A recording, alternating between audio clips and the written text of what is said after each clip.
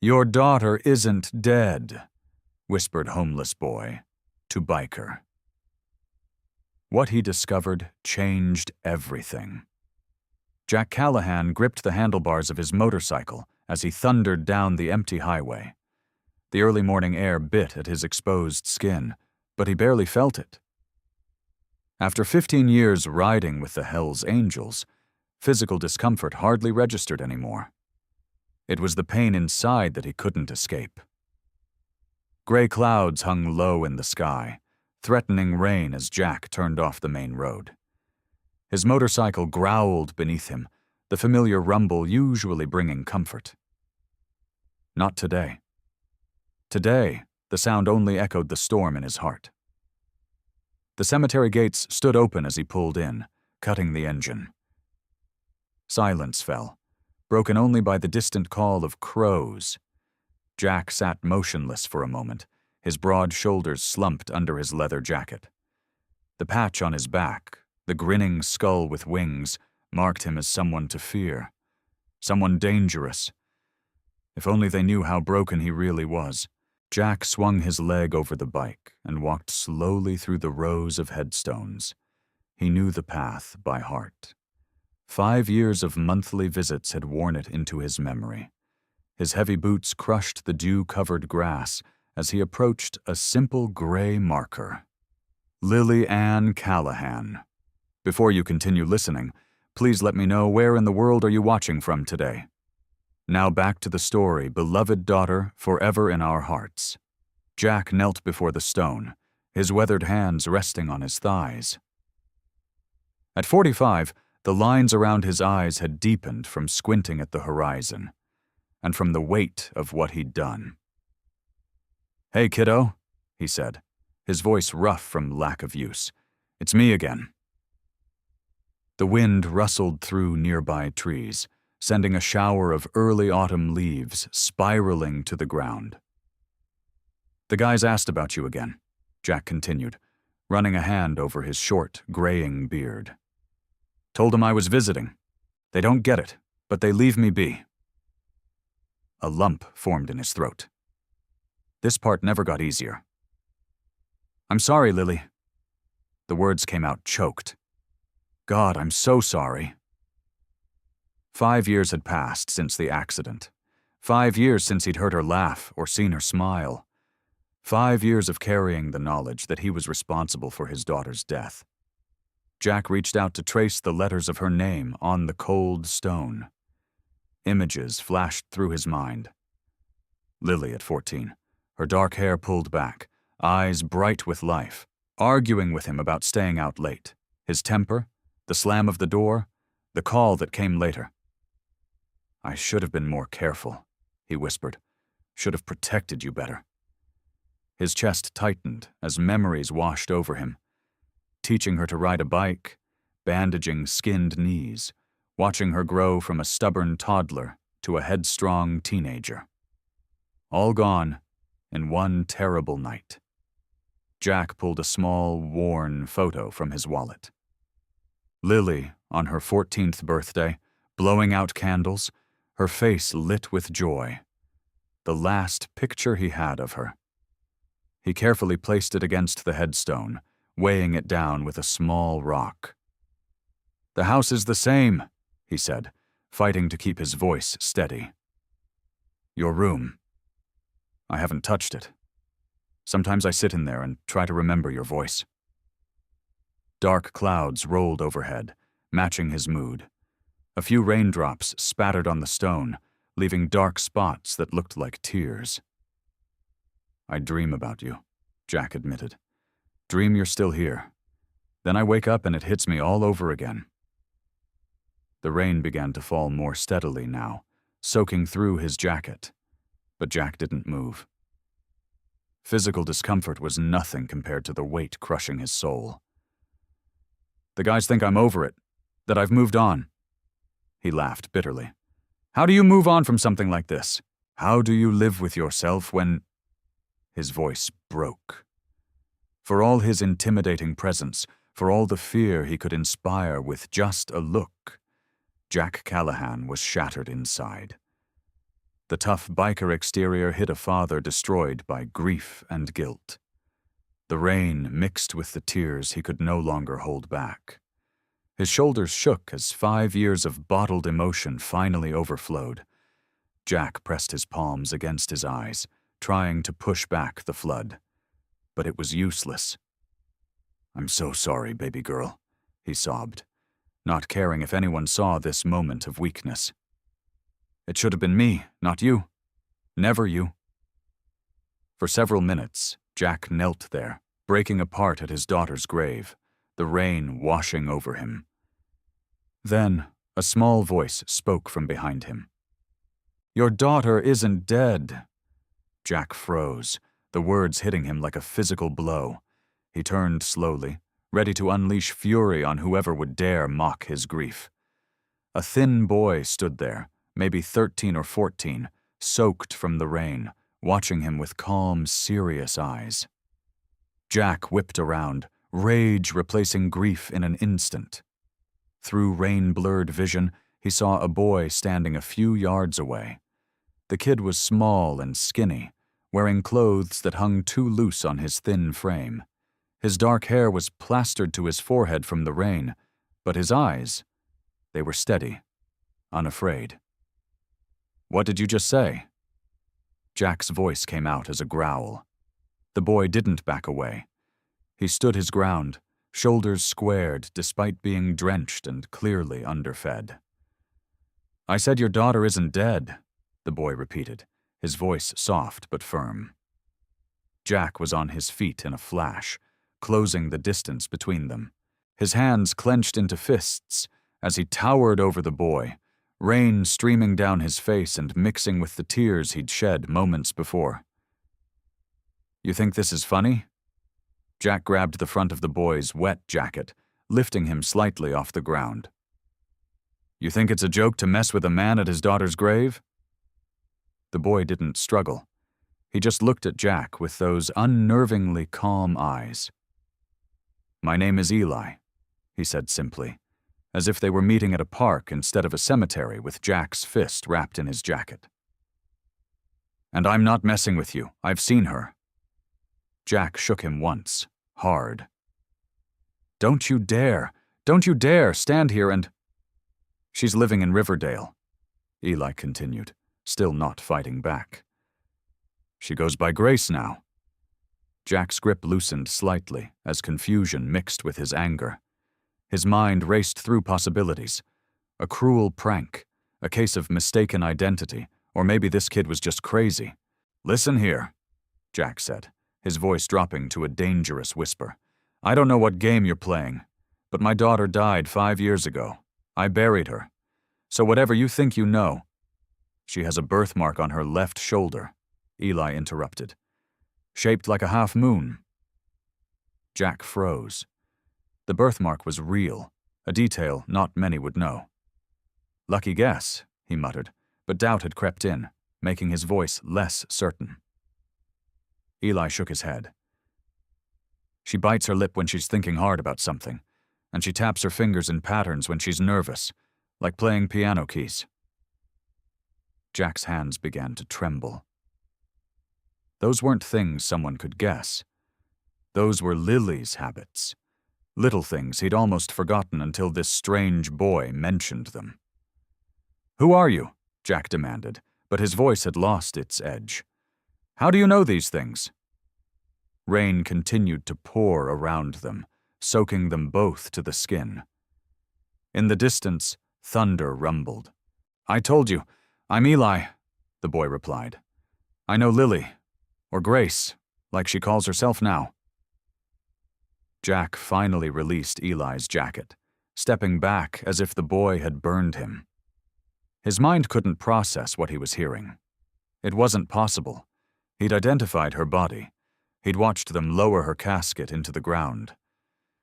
"You're lying," Jack said, but the conviction was draining from his voice. "My daughter died in an accident. I saw her." Eli reached up to push his wet hair from his eyes. "She has a scar on her right wrist, about 2 inches long. She got it when she was 12, falling off her bike." Jack's breath caught in his throat. The bike accident. He'd been the one to take her to the emergency room, to hold her hand while they put in the stitches. "How do you know that?" he whispered. "She told me," Eli answered simply. "She hums when she's nervous, too. Always the same song, something her mom used to sing to her." Jack staggered back, his legs suddenly weak. He reached out to steady himself against a nearby headstone. The song was "Bridge Over Troubled Water." His late wife had sung it to Lily every night for years. "This isn't possible," Jack muttered, more to himself than to the boy. But a terrible, wonderful hope was beginning to bloom in his chest, a feeling so painful he could barely breathe. Eli stood quietly in the rain, giving Jack time to process what he'd heard. "She has your eyes," Eli added softly. "Gray with flecks of blue. She doesn't like talking about it, but sometimes she looks in the mirror and says she sees you looking back." Jack's certainty crumbled completely at those words. The details were too specific, too personal. This wasn't some cruel joke or case of mistaken identity. Somehow, impossibly, this boy knew Lily, knew things only someone close to her could know. The rain had eased to a gentle drizzle by late morning. Jack sat on a bench near Lily's grave, his massive frame hunched forward, elbows on his knees. His leather Hell's Angels vest was soaked through, but he didn't seem to notice. Beside him, Eli perched like a sparrow, skinny legs dangling. "Start from the beginning," Jack said, his voice rough. "Tell me everything." Eli looked out across the cemetery, gathering his thoughts. "I first saw her about 2 years ago at the community center in Riverdale. It's about 40 miles north of here." "And you're sure it was her?" Jack's eyes were fixed on the muddy ground. "I'm sure," Eli replied. "She works at a place called Hope Haven. It's like a shelter for kids who don't have anywhere else to go." He paused. "Kids like me." Jack raised his eyes to study the boy. Eli couldn't be more than 14, but there was an oldness in his face that spoke of hard years. "You're homeless?" Jack asked. Eli shrugged. "I get by. I move around a lot." "And Lily? She's okay?" Jack's voice cracked on the question. "She's healthy. She helps run the place. The kids there all love her." Eli kicked at a pebble with his worn sneaker. "She doesn't talk about her past much. Most people there don't." Jack took a deep breath. "If what you're saying is true, and that's a big if, why would she let everyone think she was dead? Why would she run away?" Eli's eyes darted away. "I don't know everything. She never told me why she left." Jack stood suddenly, pacing in front of the bench. "This doesn't make sense. I identified her body. I buried her. How could she be alive?" "Maybe it wasn't her body," Eli suggested quietly. "Maybe there was a mistake." Jack stopped pacing. The thought had already crossed his mind, but hearing it spoken aloud made it more real and more terrifying. If Lily was alive, then whose body had he buried? "Why are you telling me this now?" Jack demanded. "Why come find me?" Eli looked down at his hands. "She's not happy. She pretends to be, but sometimes I catch her looking sad, like something's missing." He hesitated. "And I saw your picture once, in her room. She keeps it hidden in a book, but I saw her looking at it." Jack's heart squeezed painfully in his chest. "She has a picture of me?" Eli nodded. "It's old. You're both in it. You're smiling." Jack knew the picture immediately. Him and Lily at the lake when she was 13. One of the last happy days before everything fell apart. "If she ran away, she had her reasons," Jack said, his voice low. "She might not want to see me." "Maybe," Eli admitted. "But don't you want to find out why?" Jack walked over to his daughter's headstone. He traced the letters of her name with his fingertips, feeling the world he'd known for 5 years crumbling beneath his feet. "I can take you there," Eli offered. "To Riverdale. You could see for yourself." Jack turned back to face the boy. "Why would you do that? What's in it for you?" Eli's expression didn't change. "Nothing. I just think people should be with their families if they can." There was something in the way he said it that told Jack the boy knew all too well what it meant to be without family. Jack studied him, trying to find the lie, the angle, the trap. But all he saw was a skinny kid with honest eyes, waiting patiently in the rain. "If you're lying to me," Jack let the threat hang unfinished. "I'm not." Eli stood up, slinging his backpack over one shoulder. "We can leave now. It'll take about an hour to get there." Jack looked back at the grave one last time. For 5 years, he'd believed his daughter lay beneath that stone. He'd poured out his grief and guilt here.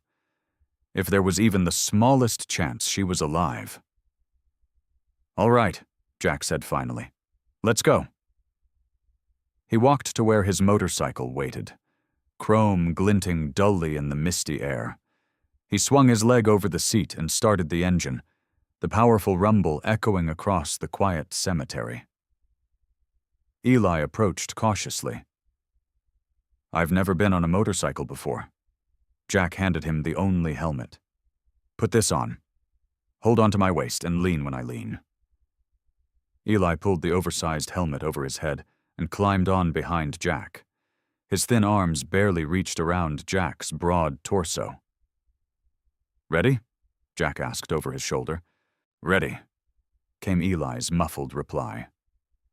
Jack took one last look at the headstone that bore his daughter's name before guiding the motorcycle down the cemetery path, toward a truth he couldn't begin to imagine.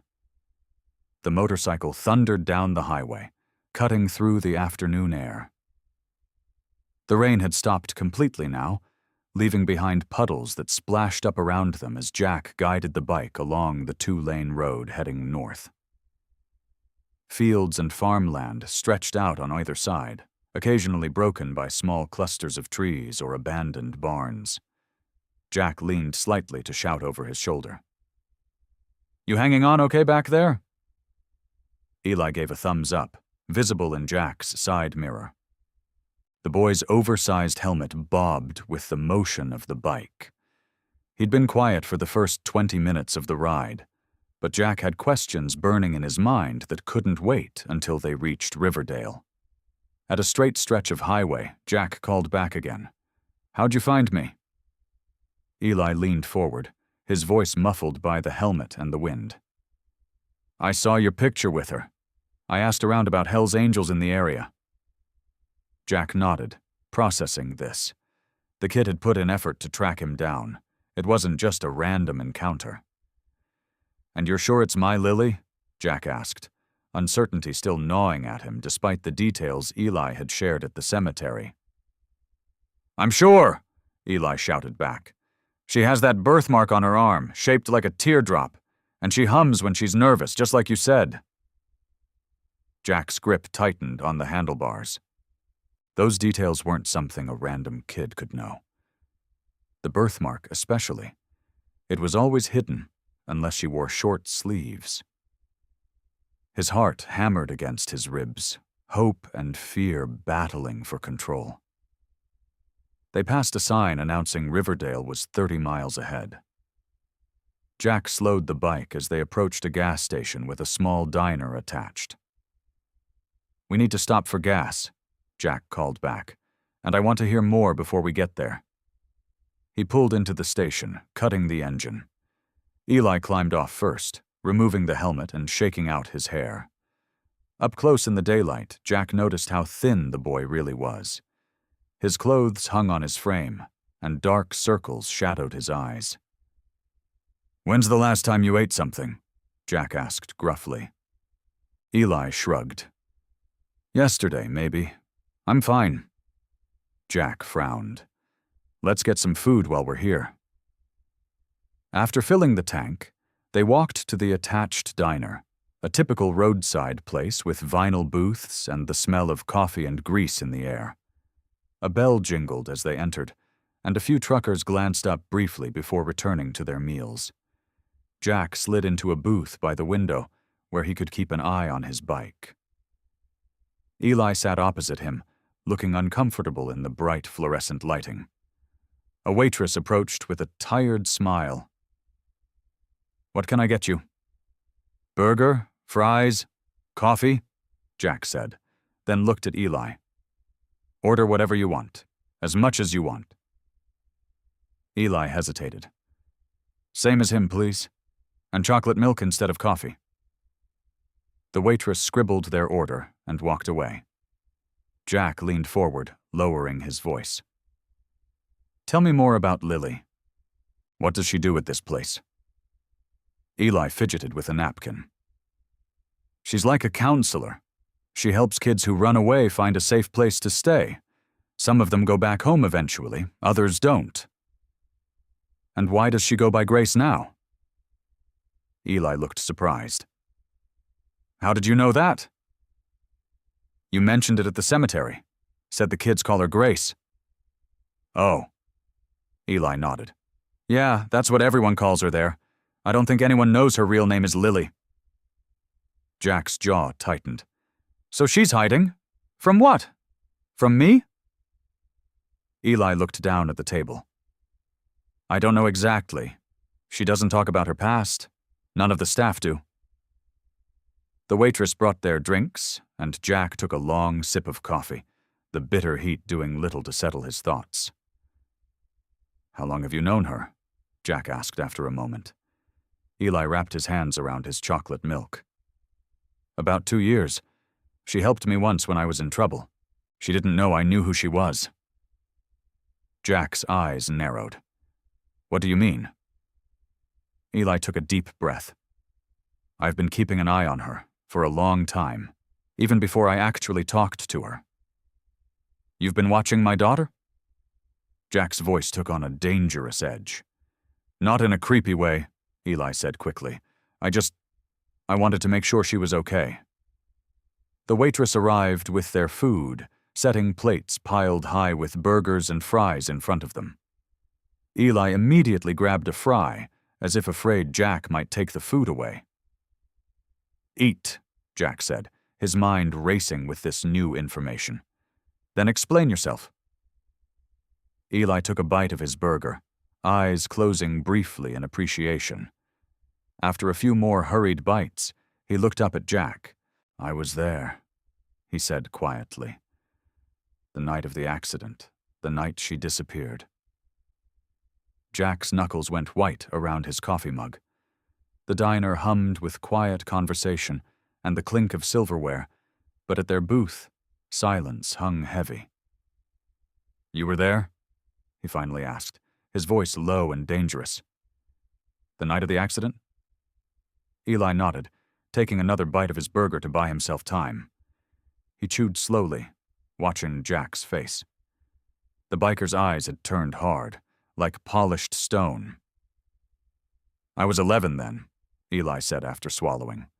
"Already living on the streets." "How does a kid that young end up homeless?" Jack asked, his tone softening slightly despite himself. Eli shrugged, looking down at his plate. "Mom had problems, drugs, men who didn't like having me around. I left after one of them broke my arm." He rubbed his left forearm absently. Foster care was worse in some ways. Jack didn't respond immediately. He took a bite of his burger, studying the boy. There was no self-pity in Eli's voice, just matter-of-fact acceptance. "The streets are dangerous for a kid," Jack said finally. "Not if you're smart. You learn quick where to go, who to avoid." Eli grabbed another handful of fries. "Libraries are good during the day. Warm. Nobody bothers you if you're quiet. Abandoned buildings work at night if you can find one that's not already claimed." Jack nodded. He'd seen enough of the world to know the boy wasn't exaggerating.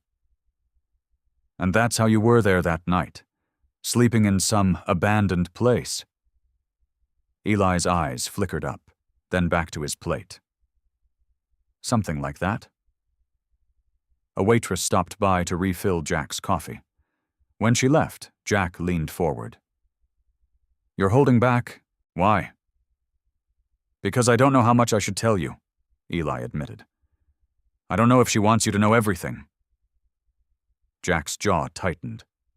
"She's my daughter. And she's been hiding from you for 5 years. Eli met his gaze steadily. "There must be a reason." The blunt statement hit Jack like a physical blow. He sat back, running a hand through his graying hair. "Fair point," he conceded. "But if we're riding together, I need to know I can trust you." Eli considered this, then nodded. "I've been on my own since I was 9. Been in 43 different cities.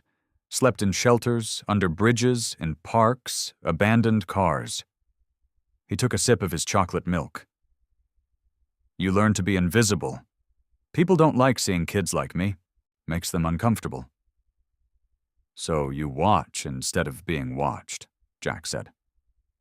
"Exactly." Eli seemed surprised by Jack's understanding. "Most people never even notice I'm there." "And you've been watching Lily, Grace, all this time?" "Not all the time, but I check on her. Make sure she's okay." Eli's voice softened. "She saved my life once. She didn't know it, but she did."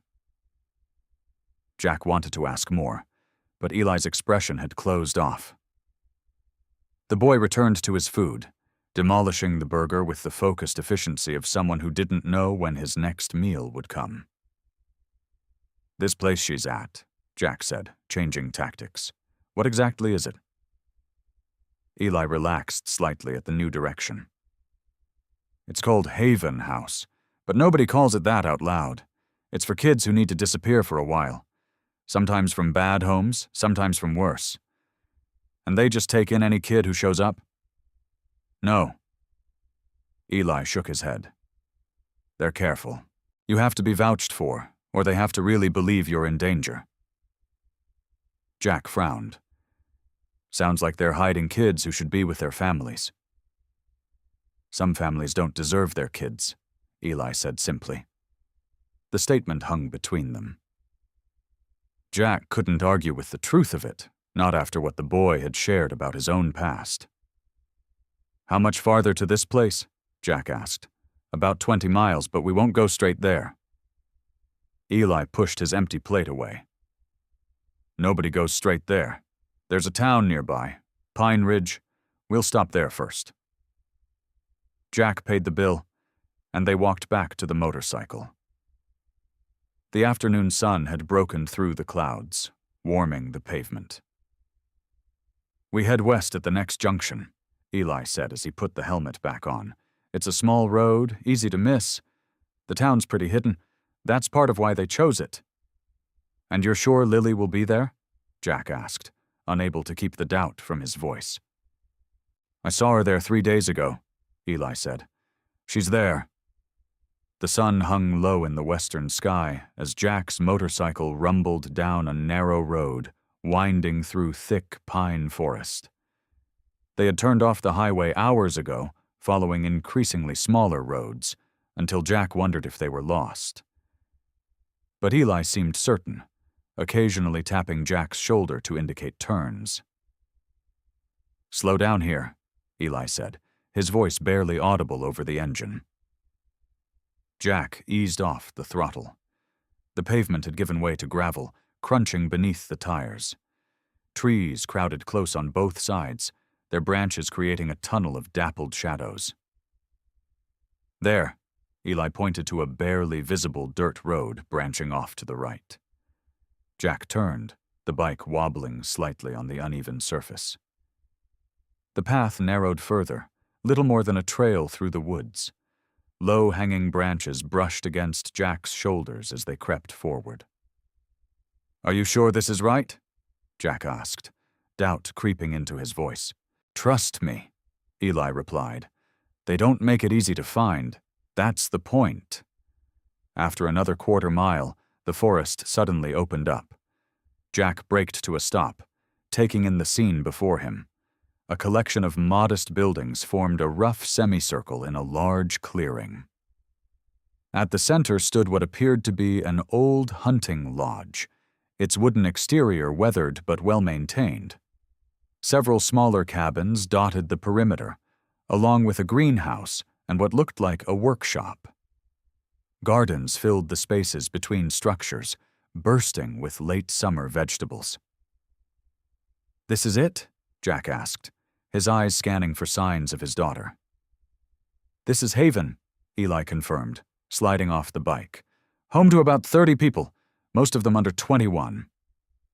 Jack cut the engine and dismounted, removing his helmet. The sudden quiet was almost physical. Birds chirped in the trees, and a distant hammer struck wood somewhere in the compound. "Come on," Eli said, walking forward. "But let me do the talking at first." They hadn't taken 3 steps when a tall young man with dreadlocks emerged from behind the nearest cabin, a shotgun held loosely in his hands. He didn't point it at them, but his message was clear. "That's far enough," he called. His eyes flicked between Eli and Jack, lingering on Jack's leather vest with its Hell's Angels patches. "Eli, what are you doing here? And who's this?" "Hey, Marcus!"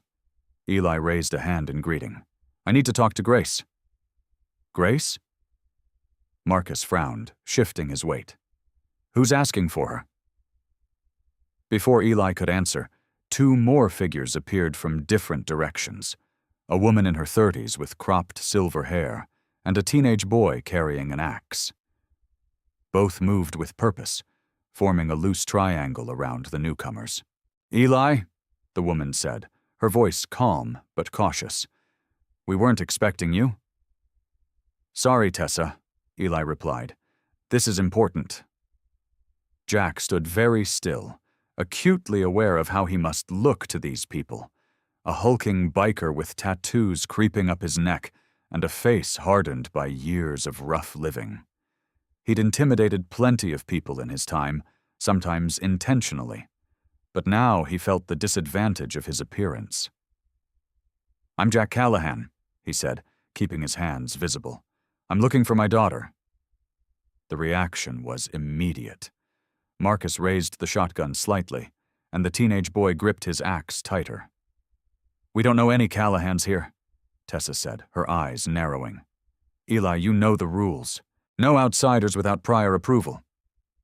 "He needs to see Grace," Eli insisted. "It's important." "Grace?" Tessa's expression darkened. "What does he want with Grace?" More people were emerging from the buildings now, drawn by the commotion. Jack scanned their faces, looking for Lily, but saw only strangers watching with suspicious eyes. "Look," Jack said, fighting to keep his voice even. "I just want 5 minutes with her, that's all." "There's no one here by that name," Marcus said firmly. "She's his daughter," Eli blurted out. "Her real name is Lily Callahan." A murmur ran through the gathered residents. Tessa stepped forward, placing herself directly between Jack and the compound. "I don't care who you are," she said quietly. "No one with those patches gets past me to talk to any of our kids."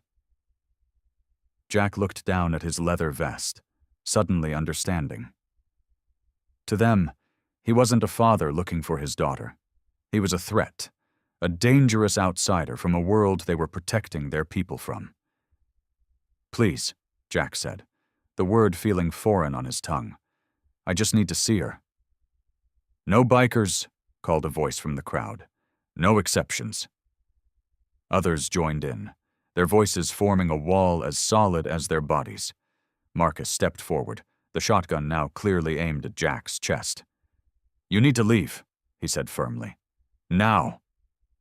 The sun slipped lower in the sky, painting Haven's buildings with orange light. Jack sat alone on a fallen log at the edge of the clearing, his motorcycle parked beside him. He'd been ordered to wait there while Eli spoke with the residents, who had gathered in a tight circle near the main lodge.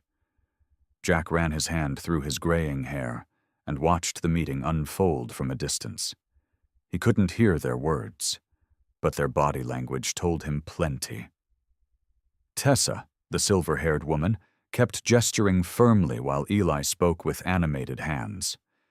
Several times people pointed in Jack's direction, their faces tight with distrust. A young girl of about 12 peeked at him from behind a cabin, then ducked away when he noticed her. Jack sighed and looked down at his hands. Rough, calloused hands that had done plenty of damage in their time.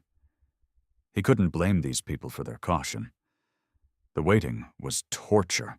Somewhere in this place, Lily might be walking, breathing, living. His daughter, who he'd mourned for 5 years. The thought made his chest tight. After what felt like hours but was probably only 20 minutes, Eli broke away from the group and walked toward Jack. The boy's face was unreadable as he approached. "Well?" Jack asked, standing up. "They're scared," Eli said simply. "Everyone here is running from something. Or someone?" Jack nodded. "And they think I'm one of those someones." "Your vest doesn't help," Eli said, glancing at Jack's leather colors. "The club has a reputation." "I know what my brothers have done," Jack said quietly. "And what I've done." Eli kicked at the dirt. "I told them you weren't here to cause trouble, that you just want to see your daughter." "And?" "They don't believe me." Eli looked back towards the group. "But I think I can convince them to let you stay tonight. Just not inside. And definitely not near the cabins." Jack watched as the meeting began to break up, people drifting back to their tasks but keeping wary eyes on him. "What about Lily?" Jack asked, his voice catching. Is she really here?" Eli hesitated. "I can't say more right now. Let me keep working on them." The boy turned and jogged back toward the main lodge where Tessa stood waiting. They spoke briefly, then both approached Jack. Tessa's posture was rigid, her face a mask of controlled hostility.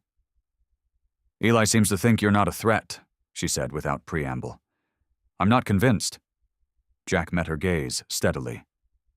"I understand." "Do you?" She crossed her arms. "Do you understand what this place is? What we do here?"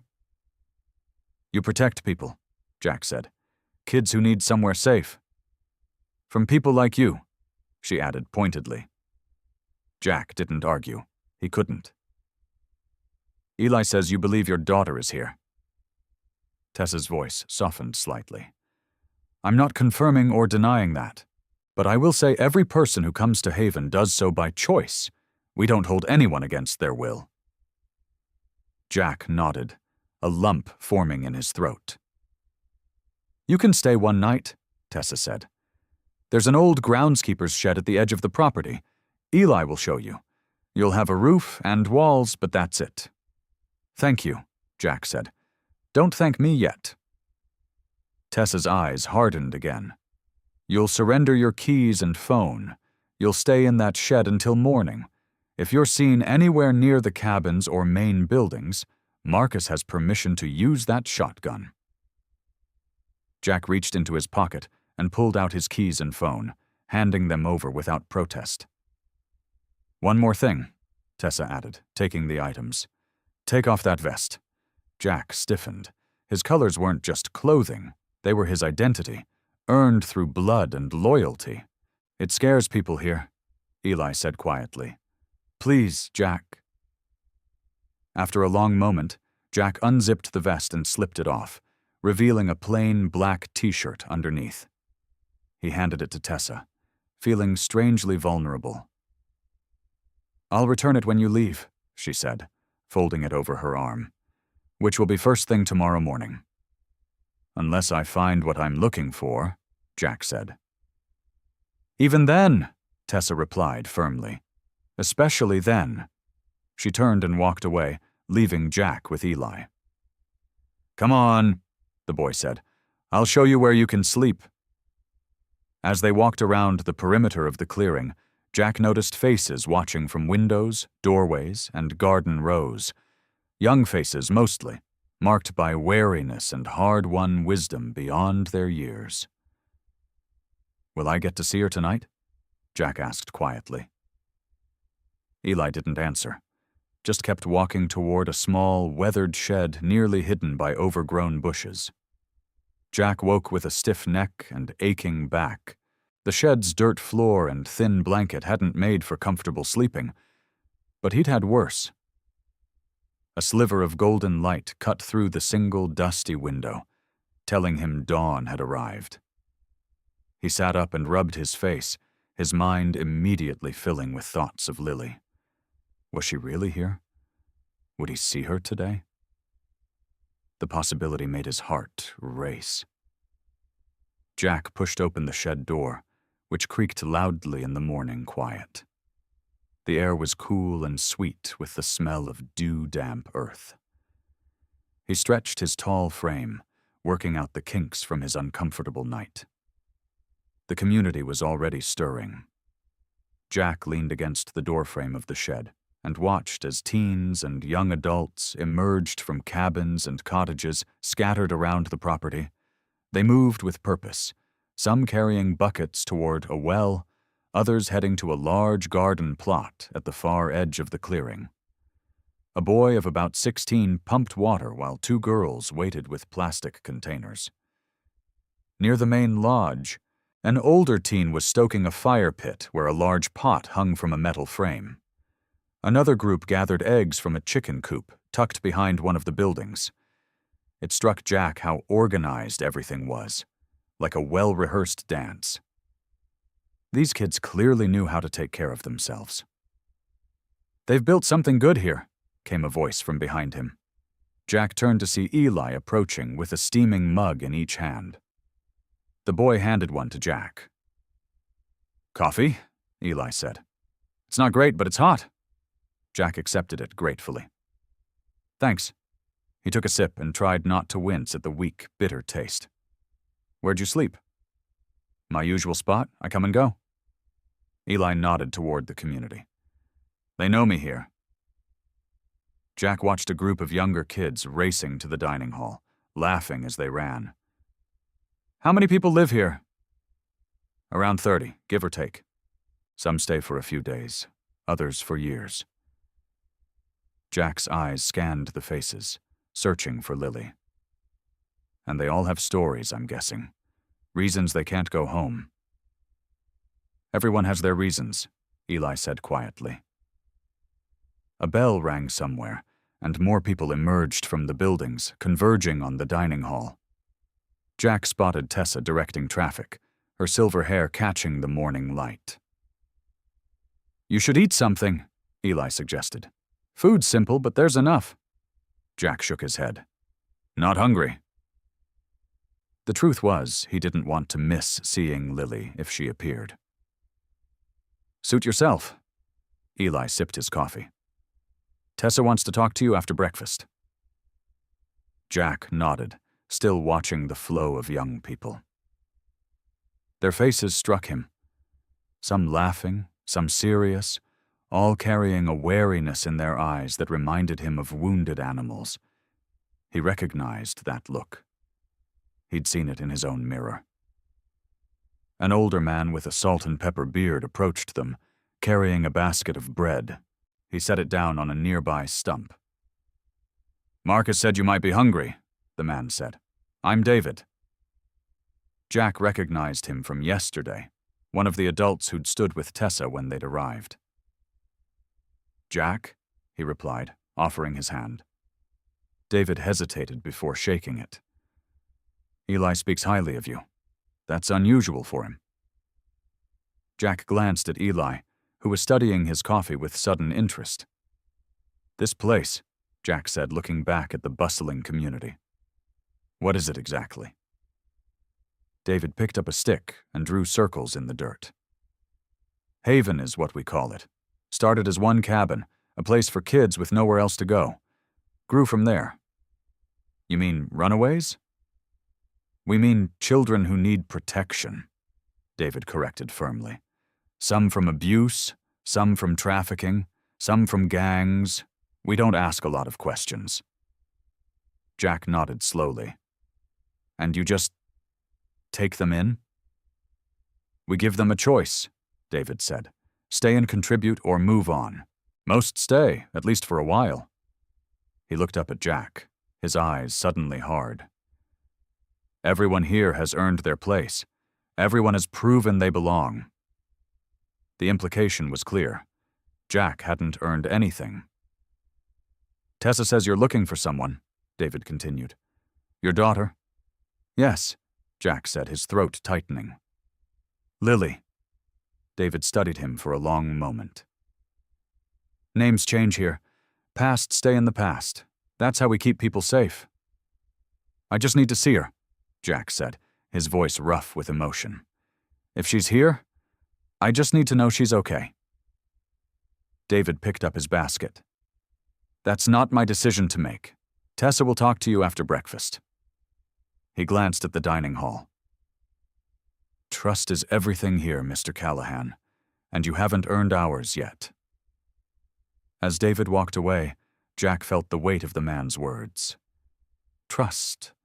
Something Jack hadn't given or received in a very long time. The morning sun climbed higher as Jack stood outside Tessa's small office, a converted storage room attached to the main lodge. His meeting with her had been brief but clear. If he wanted to stay, he needed to contribute. Everyone works here, she'd told him firmly. No exceptions, not even for visitors. Now Jack found himself with work gloves too small for his hands and a wheelbarrow full of compost. David had assigned him to help in the vegetable gardens, where several teens were already busy weeding between rows of tomato plants. Jack dumped the compost where a young girl with braided hair directed him. She couldn't have been more than 15, but she spoke with the confidence of someone who knew exactly what she was doing. Spread it evenly, she instructed. 2 inches thick, but don't bury the stems. Jack nodded and began working the rich, dark soil around the base of the plants. His hands, calloused from years of motorcycle maintenance, were more used to metal than earth. But there was something peaceful about the work that surprised him. You're new, the girl said. It wasn't a question. Just passing through, Jack replied. She studied him for a moment.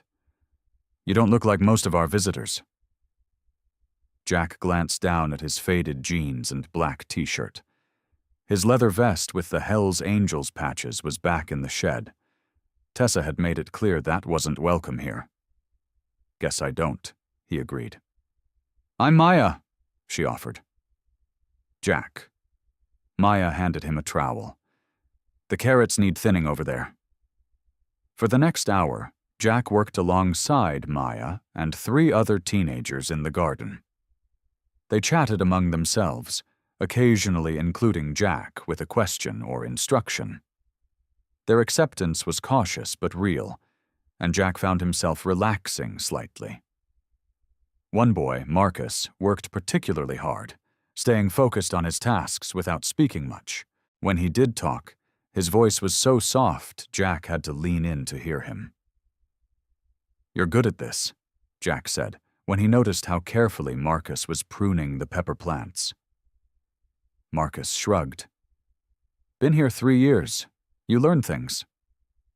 3 years is a long time, Jack said, wiping sweat from his brow. Better than where I was before. Marcus didn't elaborate, and Jack didn't ask. By midday, Jack's back ached and his hands were filthy, but the garden rows looked neat and tended. He'd gotten the hang of the work, and the rhythmic nature of it had given him time to think, to notice things. Like how the teens worked together without arguing, how they looked out for each other, passing water bottles around and taking turns with the harder tasks. There was something here, a sense of belonging, that Jack recognized but couldn't quite name. You did good, David said, appearing at the edge of the garden. Better than I expected? Jack straightened up. Not my first time getting my hands dirty.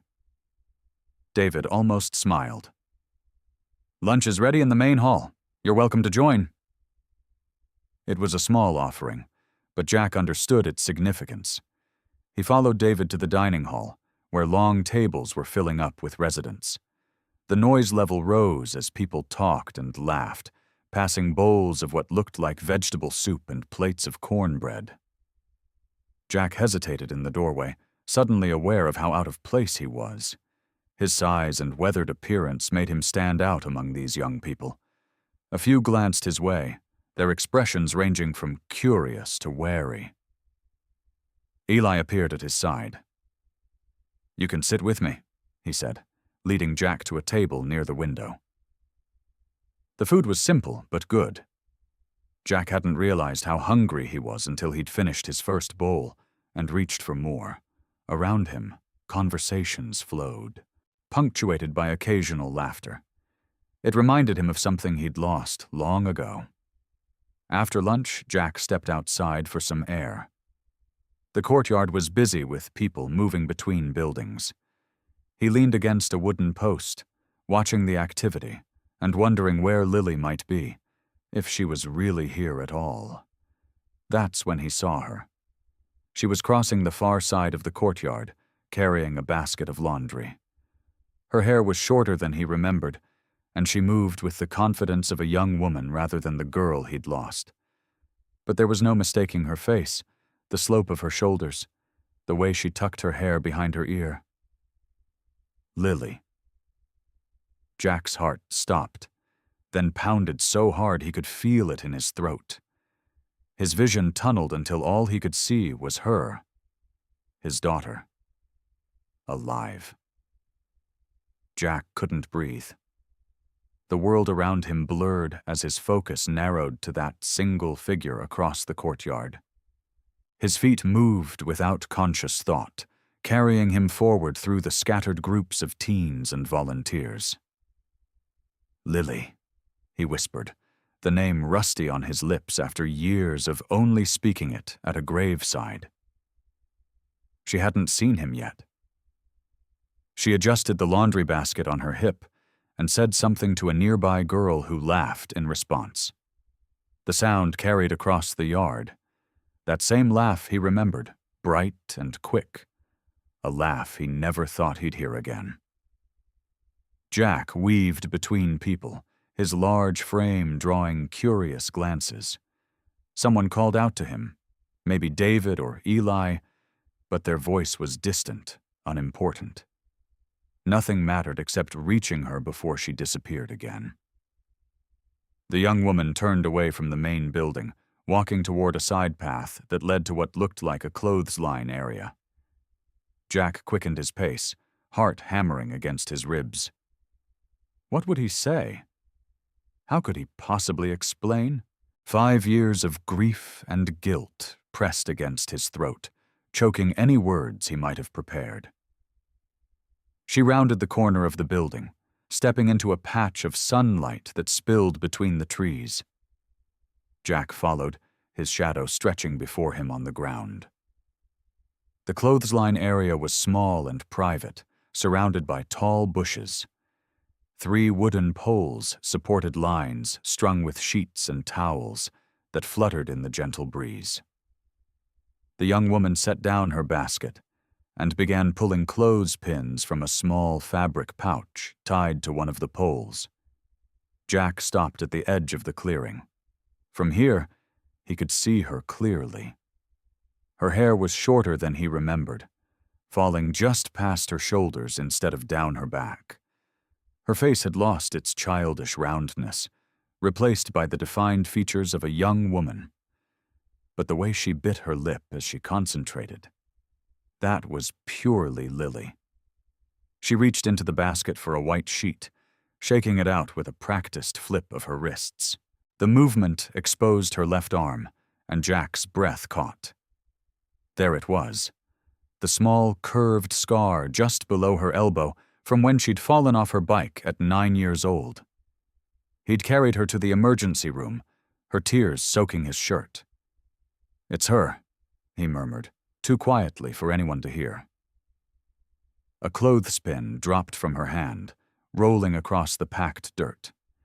She bent to retrieve it, and as she straightened, her eyes swept across the clearing and found him. Jack stood frozen, unable to move or speak. He watched as confusion flickered across her face, followed by a dawning recognition that transformed her features. Her lips parted slightly, the sheet forgotten in her hands. For one breathless moment, the world seemed suspended. Father and daughter, separated by 5 years and a lifetime of misunderstanding, locked eyes across a sunlit clearing. Jack saw the child he'd raised in those familiar eyes, the baby he'd held, the toddler he'd taught to ride a bike, the girl who'd fallen asleep on his shoulder during long motorcycle rides. He took one step forward, her name forming on his lips. Then everything changed. Recognition didn't bloom into joy, as he'd imagined countless times. Instead, her face drained of color, her eyes widening not with happiness, but with unmistakable fear. The sheet fell from her hands as she stumbled backward, her body tensing like a cornered animal. Jack froze, his outstretched hand hanging uselessly in the air between them. The fear in her eyes cut deeper than any knife, piercing straight through to his soul. This wasn't the reunion he'd imagined. This wasn't relief or joy or even anger. This was raw, primal fear, the kind reserved for monsters and nightmares. His own daughter was looking at him like he was going to hurt her. "Lily," Jack said, his voice breaking as he took another step forward. "It's me." Lily's back pressed against the wooden post of the clothesline. The sheet lay forgotten at her feet, a white pool on the dirt. Her chest rose and fell with rapid breaths, eyes wide and unblinking. "Stay away from me," she whispered, the words barely audible. Jack stopped, confusion twisting his features. "Lily, it's Dad. Don't you recognize me?"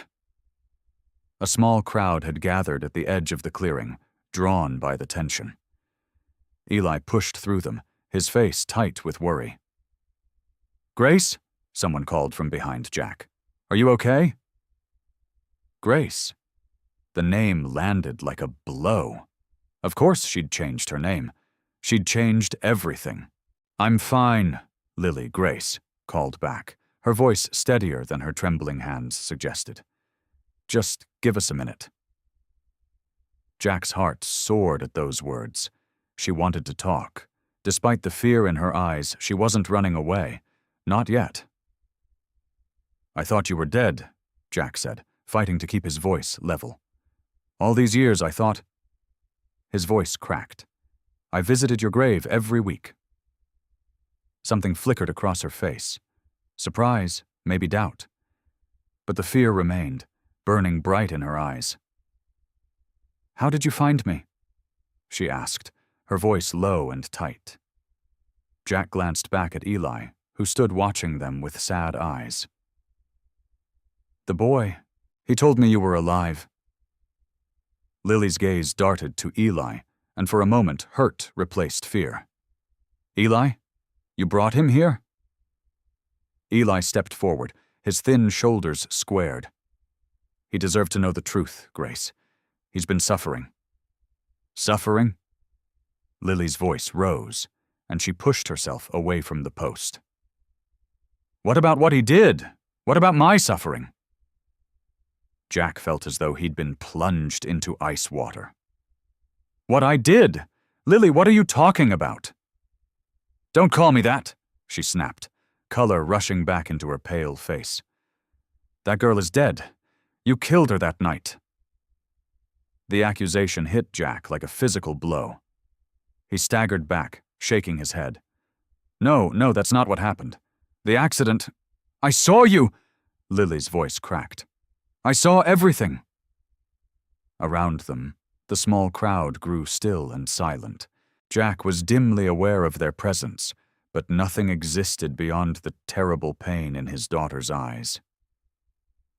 "The accident wasn't my fault," Jack said, desperation making his voice rough.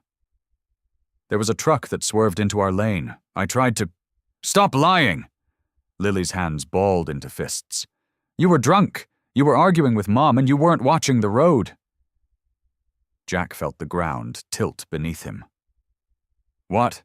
No, that's not—" "I was in the back seat," Lily continued, tears now streaming down her face. "I saw the bottle. I heard you shouting, and then you— Her voice broke.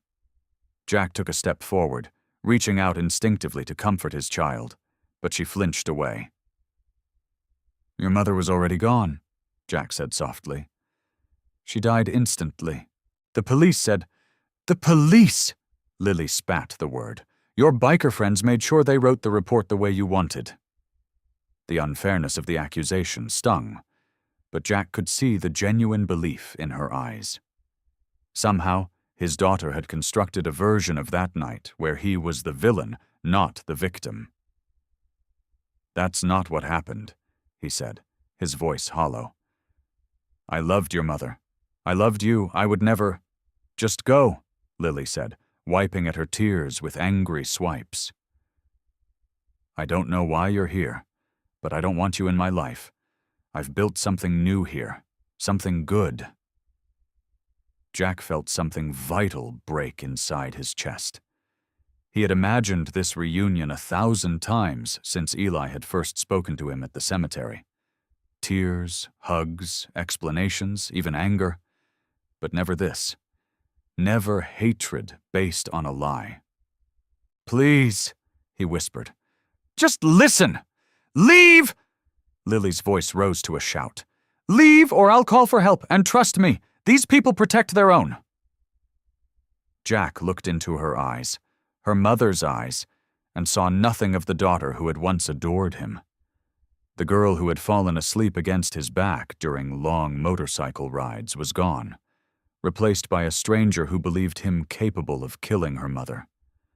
All the hope that had carried him here, that had sustained him through years of grief, shattered like glass hitting concrete.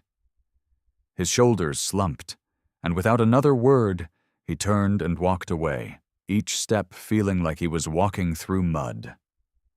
Behind him, he heard Lily, Grace, begin to sob. Early afternoon sun beat down on the community courtyard.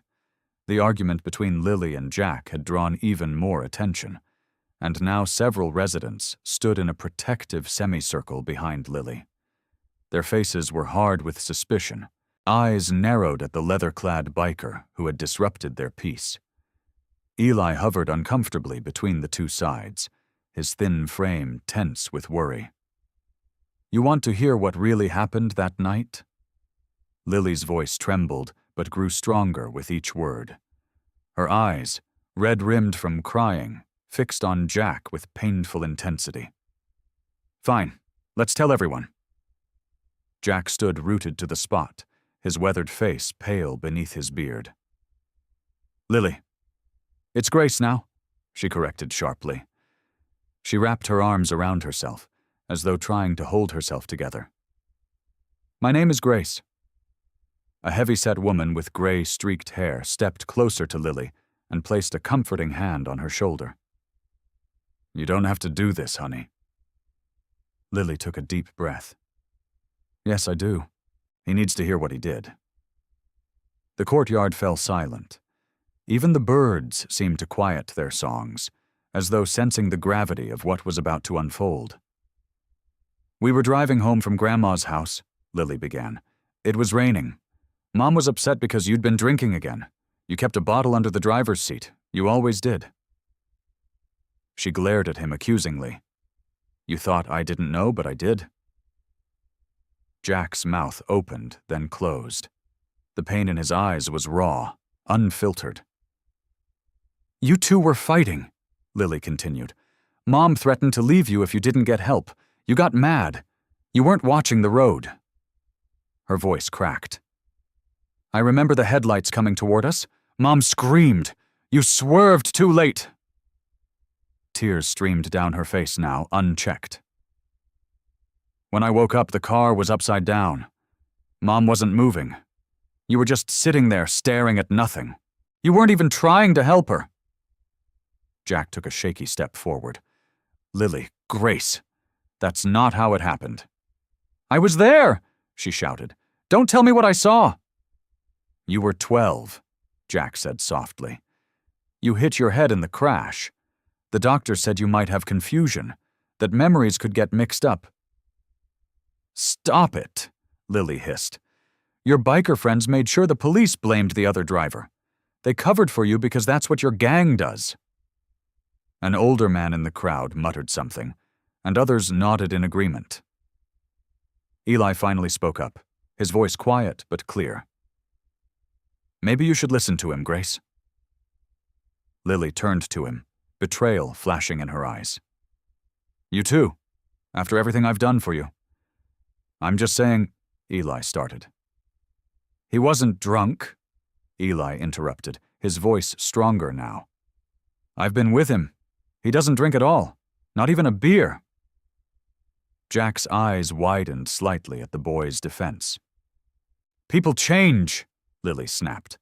7 years is a long time to practice looking sober." Jack stepped forward, his hands open at his sides in a gesture of peace. "Your mother was already gone when I came to," he said, his voice thick with emotion. "The truck hit her side directly. There was nothing anyone could have done." "Liar," Lily whispered, but there was a flicker of uncertainty in her eyes. "I wasn't drunk," Jack continued, desperation edging into his voice. "I've been sober for 15 years, since before you were born. After what happened to my brother—" He stopped, swallowed hard. "I never touched a drop. Your mother would never have stayed with me otherwise." Lily shook her head fiercely. "I saw the bottle. I remember it." "There was no bottle," Jack pleaded. "The truck driver crossed the center line. He admitted it to the police. It wasn't my fault, Lily. It wasn't my fault." Something in Jack's voice, the raw pain, the desperation, made several onlookers shift uncomfortably. "I lost everything that night," Jack said, his voice breaking. "I lost your mother. I thought I lost you too. Please, just listen." "No." Lily stepped back, shaking her head. "I know what I saw. I know what happened." Her voice hardened again. "You're not welcome here. Don't come back." With that, she turned and walked away, the protective circle of residents parting to let her through. Several shot warning glances at Jack before following her. Jack stood alone in the courtyard, shoulders slumped in defeat, watching his daughter disappear once more. Late afternoon shadows stretched across the refugee community. The sun hung low in the sky, painting everything with a golden-orange glow. Jack sat alone on a bench at the edge of the property, his large frame hunched forward, elbows resting on his knees. His weathered face showed every minute of the emotional storm he'd just weathered. He sensed movement to his right. Without looking up, he knew it was Eli. "Come to tell me I should leave too?" Jack's voice was rough, empty of the anger that had filled it at the cemetery. Now he just sounded tired. Eli hesitated, then sat on the far end of the bench. He kept a careful distance between them. "No," he said quietly. "I think you should stay." Jack finally looked up. The boy's face was hard to read in the fading light, but there was something in his eyes, a shadow of guilt. "You knew her before today, didn't you?" Jack asked, his gaze steady on Eli's face. "Before you saw me at the cemetery?" Eli looked down at his worn sneakers. His fingers fidgeted with a frayed thread on his jeans. "Yes," he admitted. Jack straightened, turning to face the boy fully. "How long?" "A while," Eli mumbled. "How? Long?" Jack's words came out clipped, each one heavy with demand. Eli swallowed. "Since the night of the accident." The words hit Jack like a physical blow. He stared at Eli, disbelief washing over his features. "What are you saying?" A cricket began to chirp nearby. Somewhere in the distance, someone called out a name, their voice carrying on the evening breeze. "I was there that night," Eli said, his voice barely above a whisper. "I was living under the bridge near the highway. I saw the crash." Jack's breathing quickened. His hands curled into fists, then slowly uncurled. "Go on." "I heard it first," Eli continued, staring straight ahead now. "The screech of tires, the crash. It was so loud." He shuddered slightly at the memory. "I ran to see. I thought maybe I could help, or—" He paused, looking embarrassed. "Or take something valuable. I was just a kid, but I was desperate back then." Jack nodded slowly, understanding but not interrupting. "Your car was flipped. The truck was smoking. I saw Lily crawl out of the back window." Eli's voice grew stronger as he spoke. "She was bleeding from her head, crying. She saw me watching and called for help." "And you helped her?" Jack asked, his voice thick with emotion. Eli shook his head. "No, not at first. I was scared. I started to run away." His face flushed with shame. "But then the truck caught fire. The flames spread fast. Some of the gasoline had spilled. The fire was moving toward me, and I fell. My leg got caught in some debris." Jack's eyes widened slightly. "Lily saw me. She came back. She pulled me free." Eli finally looked directly at Jack. "She saved my life." The weight of this revelation hung between them. Jack ran a hand over his face, processing what he was hearing. "She was crying, saying her mom was dead and her dad had killed her," Eli continued. "She was scared you would hurt her too. I believed her. Why wouldn't I? She helped me when no one else would have." "So you helped her run," Jack said. It wasn't a question. Eli nodded. "I knew places to hide, places where people wouldn't look for runaways. I showed her how to disappear." Jack stood abruptly, taking a few steps away from the bench. His back was to Eli, his shoulders rigid. "All these years," he said, his voice barely controlled. "I thought she died in that fire. The police told me they found remains. I buried my daughter." "It wasn't her," Eli said softly. "The truck driver didn't make it out. They must have thought—" Jack turned back, his eyes glistening. "Why come find me now, after all this time?" Eli looked down again. "I saw you at her grave last week, and the week before. I've been watching you for months. You always bring flowers. You always cry." He paused. "Bad people don't do that. I started thinking maybe Lily was wrong about what happened." "So you decided to tell me she's alive?" Jack's voice cracked slightly. Eli nodded. "I helped her disappear. I thought I should help bring her back." The confession hung in the air between them. Jack stood motionless, processing the truth of what had happened all those years ago. Evening settled over the refuge, bringing with it a deep purple sky dotted with early stars. Jack found a quiet spot under a large oak tree at the edge of the central courtyard. The community had gathered for dinner, small clusters of people sitting at picnic tables or on blankets spread across the grass, Jack's eyes fixed on a single figure. Lily, or Grace, as everyone here called her, sat with 3 other young women. Her hair caught the glow of string lights hanging between trees. She smiled at something one of her friends said, and Jack felt a physical ache in his chest. How many of her smiles had he missed? How many years of her life had slipped through his fingers like sand? The sound of her laugh carried across the yard. It was different now, more mature, but still unmistakably hers. Jack remembered her giggles when she was small, how he'd toss her in the air to hear that sound. He didn't realize he was crying until a tear dropped onto his hand. "She's good with the younger kids," came Eli's quiet voice. The boy approached silently, settling on the grass next to Jack. "She teaches them to read, Helps them with nightmares. Jack nodded, unable to speak past the lump in his throat. Everyone here respects her, Eli continued. She's kind of in charge when the main caretakers are busy. Jack finally found his voice. She always took care of others, even as a little girl. He remembered finding her once, 6 years old, carefully bandaging her teddy bear's arm. She said she wanted to be a doctor. Eli looked surprised. She's taking classes online, medical stuff. She wants to be a nurse.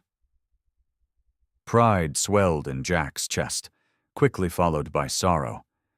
He'd missed watching her discover her path, missed supporting her dreams. Across the courtyard, Lily stood. Her friends waved goodbye as she collected empty plates. Jack watched as she walked toward the main building, her profile so like her mother's it made his heart stop. "I don't know what to do," Jack admitted, his voice rough. "She won't even look at me. She thinks I—" He couldn't finish the sentence. Eli picked at the grass between his shoes. The night of the accident. What really happened? Jack took a deep breath, the memories rising like ghosts. We were driving home from her school play. My wife Maggie was tired. I offered to drive, but she insisted she was fine. His voice faltered. A truck swerved into our lane. Maggie tried to avoid it, but we flipped. I got knocked out. When I came to, the car was on fire. Jack's hands trembled. I tried to reach Maggie, but she was already gone. I thought Lily was trapped in the back. The flames were everywhere. I kept trying to get to her, but someone pulled me away. The fire department. They told me no one else could have survived. Eli listened, his young face solemn in the fading light. I never caused the accident, Jack said. I would have died trying to save them. Lily emerged from the main building, now carrying a stack of books. She headed toward a small cabin on the far side of the property, never glancing in their direction. She thinks I was driving drunk, Jack said, the words bitter on his tongue. I wasn't. I never would with them in the car. He ran a hand over his face. But I understand why she believed it. Before that night, I wasn't the father she deserved. Eli watched Lily disappear into the cabin. She needs to hear the truth. She won't listen to me. Jack's shoulders slumped. And why should she? In her mind, I'm the monster who took her mother away. I'll talk to her, Eli offered. She trusts me. I can try to make her listen. Jack looked at the boy with tired eyes. You'd do that? Eli nodded. I helped cause this. I need to fix it. Jack turned back to the cabin where his daughter had vanished. The windows glowed with warm light, but they might as well have been 1,000,000 miles away. I don't think anything can be fixed. Some broken things stay broken. You can't give up, Eli insisted, but his voice lacked conviction. Jack stood slowly, his body feeling much older than his 45 years. I'm not giving up, but I'm also not fooling myself. She's built a life here. She's safe. She's happy. He swallowed hard. Maybe that's enough. So you're leaving? Eli asked, alarm in his voice. No, not yet. Jack looked toward the stars beginning to appear overhead. But I'm starting to think that's what's best for her. The evening deepened around the refuge, stars punching through the darkening sky like tiny pinpricks of hope. Jack paced outside Lily's cabin, his heart pounding against his ribs. Twice he turned to leave. Twice he stopped himself. Come on, he whispered to himself. You've faced down rival gangs. You can talk to your own daughter. But that was just it. Facing down enemies had always been easier than facing the people he loved, especially when he'd failed them. Jack took a deep breath and knocked on the door. Silence answered him for so long that he almost walked away. Then the door opened a crack, and Lily's face appeared in the narrow gap. Her expression hardened when she saw him. "What do you want?" The words came out flat and cold. 5 minutes, Jack said softly. "Please, Lily." Lily's eyes widened slightly. "You probably don't remember this," Jack said, turning the crude carving in his calloused hands. "You were maybe 4. We went camping up at Pine Lake. It rained for 2 days straight, and you were so bored cooped up in that tent." He smiled at the memory. "So I took out my pocket knife and carved this for you." Jack offered it to her, but Lily didn't move to take it. "You named him Thunder," he continued. "Carried him everywhere for months, even slept with him under your pillow." Lily's gaze flickered between the horse and Jack's face. "I remember," she said quietly. "Mom sewed him a little blanket from one of her old shirts." "Blue with white flowers," Jack nodded, his voice thick. "You said he needed it for winter." For a brief moment, the tension in the small room softened. Lily uncrossed her arms, one hand moving absently to touch her collarbone, where a pendant hung beneath her shirt. "You kept it all these years?" she asked. "I kept everything of yours," Jack said. "Your drawings, your school photos, that clay handprint you made in kindergarten." He set the wooden horse gently on the desk. "After the accident, when they told me you were... when I thought I'd lost you, these things were all I had left." Lily looked away, her jaw tightening. "You didn't lose me in an accident. You drove drunk and flipped our car." "That's not what happened," Jack said, desperation edging into his voice. "Your mother was driving. A truck crossed the center line. I tried to reach you both, but..." "Stop." Lily held up her hand. "I was there. I saw you behind the wheel." "You saw wrong," Jack insisted.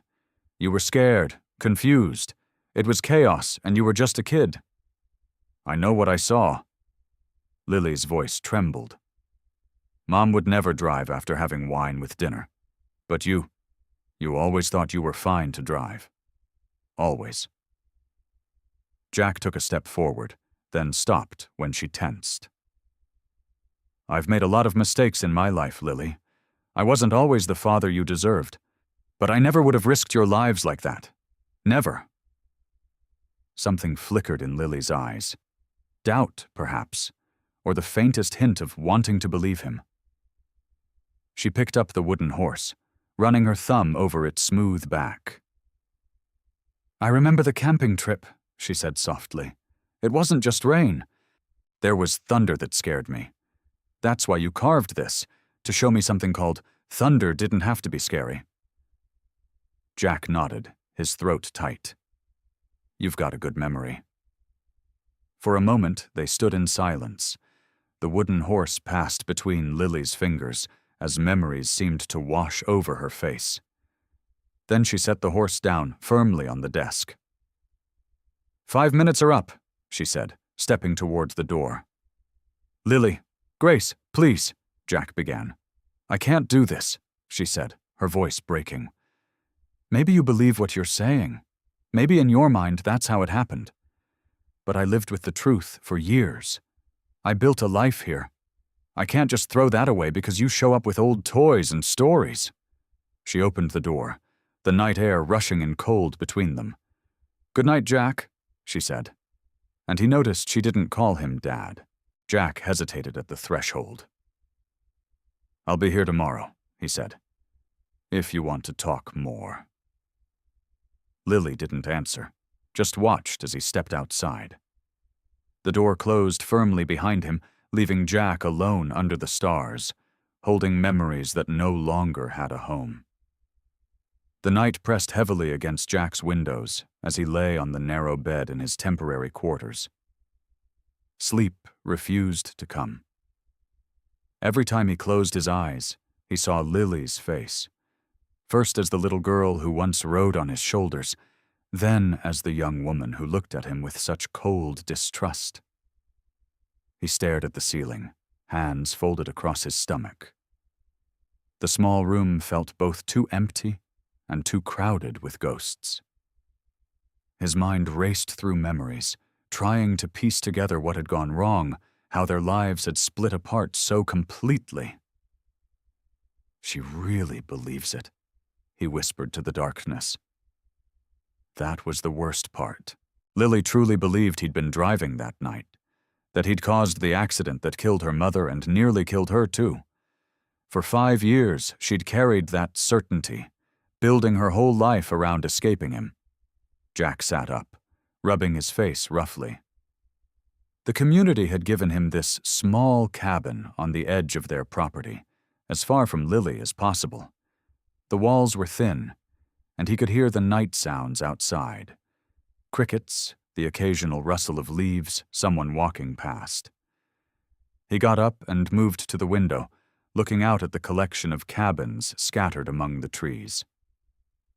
Somewhere out there, his daughter was probably lying awake too, wrestling with her own demons. "How do I fix this?" Jack muttered, leaning his forehead against the cool glass. The accident played again in his mind, frame by frame. They'd been coming home from dinner. Sarah, his wife, had been driving because he'd had 2 beers. Lily was in the back seat, singing along to the radio. Then headlights, blinding and wrong, on their side of the road. Sarah's scream, the sickening crunch of metal. After that, chaos. Jack had woken up on the roadside, thrown clear. The car was upside down, flames starting to lick at the undercarriage. He'd scrambled toward it, frantic, calling their names. Sarah wasn't moving. But Lily, he'd seen her, conscious, terrified, trying to free herself from her seatbelt. He'd reached her just as the flames grew higher, had pulled her out, carried her away from the wreck. Then there was an explosion, and he remembered shielding her with his body. What happened after that remained foggy. He'd been told later that emergency responders found him unconscious with severe burns on his back, but no sign of Lily. They'd assumed she'd been thrown from the car during the explosion, her body lost in the wooded area surrounding the crash site. For 5 years, he'd lived with that grief, that guilt, believing his daughter was dead, believing he hadn't saved her in time. But she hadn't died. Somehow she'd gotten away. And in her young, traumatized mind, she'd created a different story, one where Jack had been driving drunk, where he had caused the crash that killed her mother. Jack moved away from the window, pacing the small room. The wooden floor creaked under his weight. "She's never going to believe me," he said quietly. The realization settled over him like a heavy blanket. No matter what he said, no matter what evidence he tried to provide, Lily had spent too many years cementing her version of events. His presence here was just reopening wounds for both of them. Jack stopped pacing and looked around the bare room. His leather jacket hung on the back of a chair. His few belongings sat in his duffel bag, barely unpacked. Nothing tying him here except hope, and that hope was fading fast. As the first gray light of dawn crept through the window, Jack made his decision. He would leave. Lily had built a life here, found safety and purpose. Who was he to crash back into her world and demand she change the story she'd been telling herself for years? He packed quickly, methodically, the way he'd learned to do during his years on the road. There wasn't much to gather. Just as the sun began to peek over the horizon, painting the sky in pale pinks and oranges, Jack zipped his bag closed. He sat on the edge of the bed, suddenly heavy with the weight of what he was about to do. Walking away from Lily again, this time by choice, felt like cutting out his own heart, but staying would only cause her more pain. Better this way, he told himself, though the words rang hollow in the quiet room. Jack stood, shouldered his bag, and took one last look around. Then he stepped outside into the cool morning air, resolved to leave the community and his daughter behind, Jack stepped outside his cabin as the first golden rays of sunlight stretched across the community. The air felt crisp and clean, a beautiful morning that seemed to mock the heaviness in his chest. His motorcycle stood where he'd left it, covered with a thin layer of morning dew that sparkled in the early light. He set his duffel bag down beside the bike and ran his hand along the seat, brushing away moisture. The leather was cool beneath his fingers, familiar and comforting. The machine had been his constant companion through 5 years of grief and wandering. Now it would carry him away from his daughter once more, this time by choice. "You're really leaving?" Jack turned to find Eli standing a few yards away, hands shoved deep in his pockets, shoulders hunched against the morning chill. The boy's face looked tired, like he hadn't slept much either. "Nothing for me here, kid," Jack said, his voice rough with emotion he tried to hide. "She made her choice. Can't blame her." Eli took a few steps closer. "But you're her dad." Jack sighed and turned back to his motorcycle, securing his bag to the back with practiced movements. "Being somebody's father doesn't mean much when they hate you." "She doesn't hate you," Eli said quietly. "She's scared." Jack paused, his hand stilling on the strap he was tightening. "Same thing, way I see it." The community was starting to wake up around them. Lights appeared in windows. Someone walked between cabins carrying a basket of laundry, life continuing as it always had, unaware of the pain churning inside him. Jack pulled his leather jacket from his bag and shrugged it on. The familiar weight settled across his shoulders, armor against a world that had never been kind to him. He zipped it up slowly, buying time, part of him hoping Lily might appear, might stop him. "You didn't even try to find the truth," Eli said, a hint of accusation in his voice. Jack's head snapped up. "What truth? That my daughter thinks I killed her mother? That she ran away because she was afraid of me? I heard her version, kid, loud and clear." "But what if she's wrong?" Eli persisted, stepping closer. "What if there's something else going on? Something neither of you understand?" Jack felt a flicker of something. Not quite hope, but curiosity, maybe. He squashed it quickly. "Doesn't matter now. She believes what she believes. Me hanging around is just making things worse." He pulled his riding gloves from his pocket and tugged them on, flexing his fingers until the leather molded to his hands. The sun climbed higher, warming his back. "The others might know something," Eli suggested. "The people who've been taking care of her all these years." "They wouldn't talk to me anyway," Jack said flatly. "I'm just some scary biker to them." Eli kicked at the dirt with his worn sneaker. "So you're giving up?" The accusation stung, but Jack didn't show it. "I'm doing what's best for her. Something I should have done years ago." He swung his leg over the motorcycle and settled into the seat, feeling the machine's weight beneath him. His hand reached for the key in the ignition, but hesitated. "Tell her." Jack started, then stopped, struggling to find the right words. "Just tell her I'm sorry, for everything." Eli's face hardened with disappointment. "Tell her yourself." "Can't do that, kid." Jack turned the key, and the motorcycle roared to life, the familiar rumble vibrating through his body. He revved the engine once, twice, letting the sound fill the quiet morning. Eli stepped back, his small face a mix of emotions, sadness, frustration, and something else that looked like determination. "Goodbye, Eli," Jack said, his voice nearly lost in the engine's growl. "Take care of yourself." Without waiting for a response, Jack released the brake and eased the motorcycle forward. He navigated slowly through the community's dirt paths, past the cabins where people were beginning their day, past the common areas where teens gathered, past the gardens Lily had helped tend. In his mirror, he could see Eli standing where he'd left him, watching as Jack rode away. The boy's shoulders were set, his expression unreadable from this distance. Jack turned onto the main road, accelerating as the community disappeared behind him. He told himself he was doing the right thing.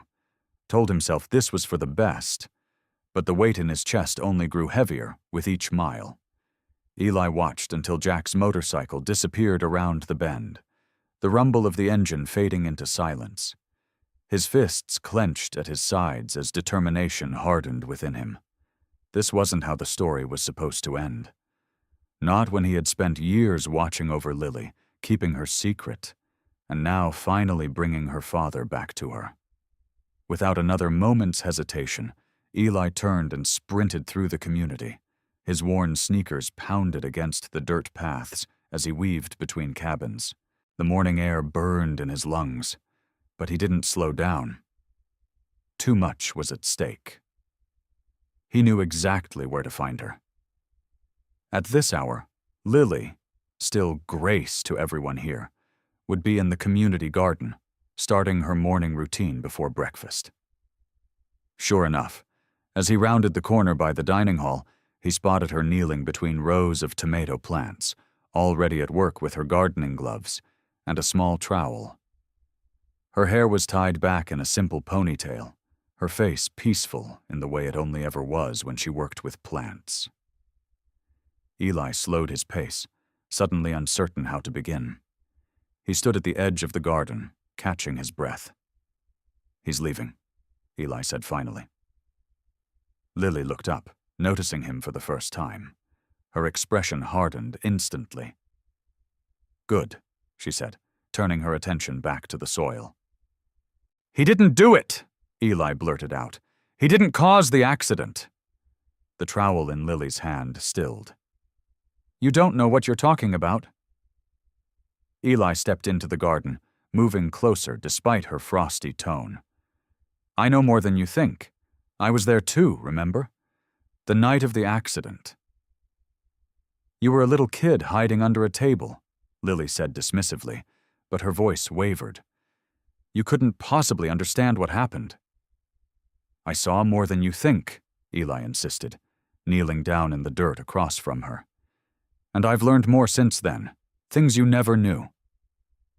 Lily sat back on her heels, studying his face. "What are you talking about?" "That night," Eli began, his voice dropping.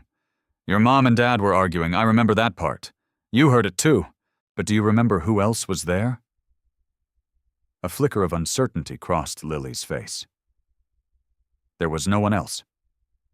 "There was," Eli said firmly. "A man with a beard. He came to your house before the argument even started. I saw him from where I was hiding." Lily's eyes widened slightly. "I don't remember anyone else." "That's because you were upstairs until you heard the shouting," Eli explained. "But I was already downstairs. I saw him arrive. Your dad knew him, but your mom seemed scared of him." Lily shook her head, confusion evident in her face. "This doesn't make sense." "The accident happened right after he left," Eli continued. "Your parents were arguing about him, something about money and threats." Lily set down her trowel completely now, her gardening forgotten. "How do you know all this?" "Because I was there, hiding. I heard things. And later, when I was older, I listened to people talk. The man who came that night was someone your dad used to work with. Someone dangerous." Lily's hands trembled slightly. "But I saw Dad following Mom to the car. He looked so angry." "He was trying to stop her," Eli said gently. "She was upset about the argument. She wanted to leave. But it wasn't safe. That's what he was trying to tell her." "Then why did he grab the car door like that?" Lily challenged, but uncertainty crept into her voice. "He was trying to keep her from driving while she was upset," Eli said. "He was saying, 'Please don't go,' over and over. I heard him. You were too far away." Lily's face paled. "But the crash wasn't his fault," Eli said firmly. "Something went wrong with the car. I heard people talking about it later. Something about the brakes being cut." Tears welled in Lily's eyes. That can't be true. I would have known. How would you know? You ran away that night. You never stayed to learn the truth. Lily stood abruptly, gardening gloves falling to the ground. Why are you telling me this now? Because your dad has spent 5 years visiting an empty grave, blaming himself for losing both of you, Eli said, rising to his feet as well. And now he's about to ride away again because he thinks that's what you want. Lily turned away, her shoulders trembling. I don't know what to believe anymore. Then ask questions, Eli urged. Find out the truth, because he's leaving right now, and if you let him go, you might never get another chance. Lily wrapped her arms around herself, her entire world shifting beneath her feet. The certainty she'd clung to for 5 years was crumbling. What if she'd been wrong all this time? What if her father wasn't the monster she'd believed him to be? I need to think, she whispered, tears streaming down her face. Think fast, Eli replied, glancing toward the road where Jack had disappeared. Some truths can't wait forever.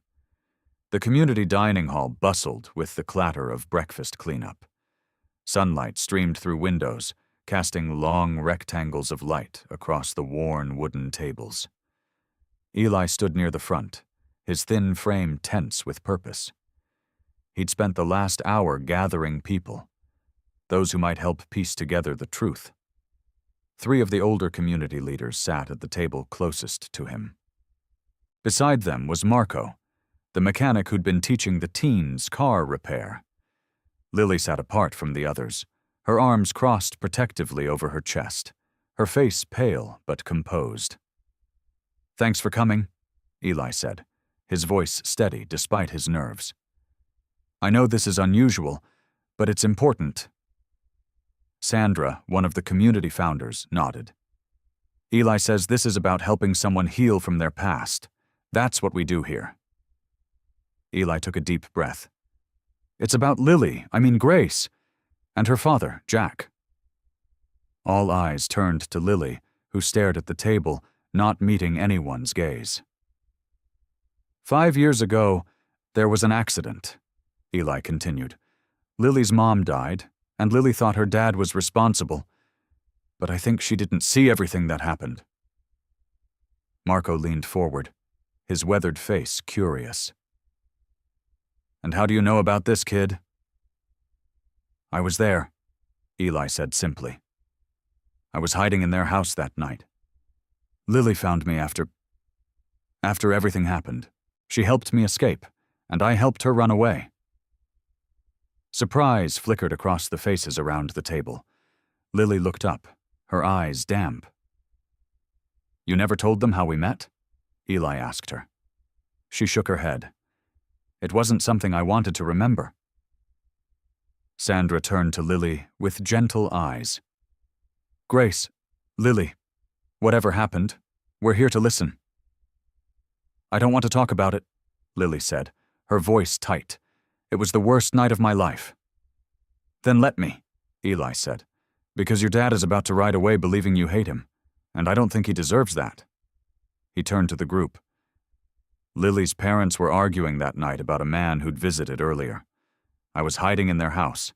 I used to sneak into places for food and warmth back then. I saw this man come in. He had a beard and tattoos, and Lily's dad knew him. One of his biker friends, Lily muttered. Not a friend, Eli corrected. They argued. Your mom was scared of him.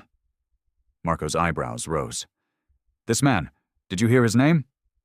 Eli nodded. They called him Reese. Marco went still. Reese Donovan? I think so, Eli said. You know him? Everyone in the bike community knew Reese, Marco said, leaning forward. Bad news. Into some ugly stuff. Loan sharking, intimidation. He died in prison about 3 years ago. Lily looked up, confusion crossing her face. My dad worked with him.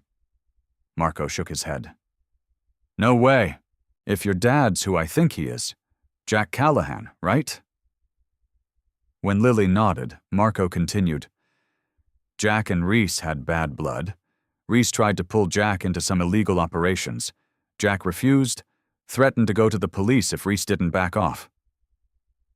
Lily's hands began to tremble on the table. I never knew any of this. After Reese left, your parents argued, Eli said gently. Your mom was upset, wanted to leave town. Your dad said it wasn't safe. She ran to the car, Lily whispered, the memory flooding back. I watched from the upstairs window. Dad followed her, grabbed the car door. To stop her, Eli finished. He was begging her not to drive while she was upset. Marco shifted in his seat. What kind of car was it? A blue sedan, Lily answered automatically. Marco's face darkened. The brakes failed? Lily looked up sharply. How did you know? Reese was known for that. Car tampering. Hard to prove, but everyone knew. Marco ran a hand through his gray hair. If your dad was threatening him, and your mom drove off in a hurry. The color drained from Lily's face. She pressed a hand to her mouth. Your dad didn't cause the accident, Eli said softly. He was trying to prevent it. Sandra reached across the table, placing her hand over Lily's. Grace, honey, is this making sense with what you remember? Lily nodded slowly, tears spilling down her cheeks. I saw him at the car.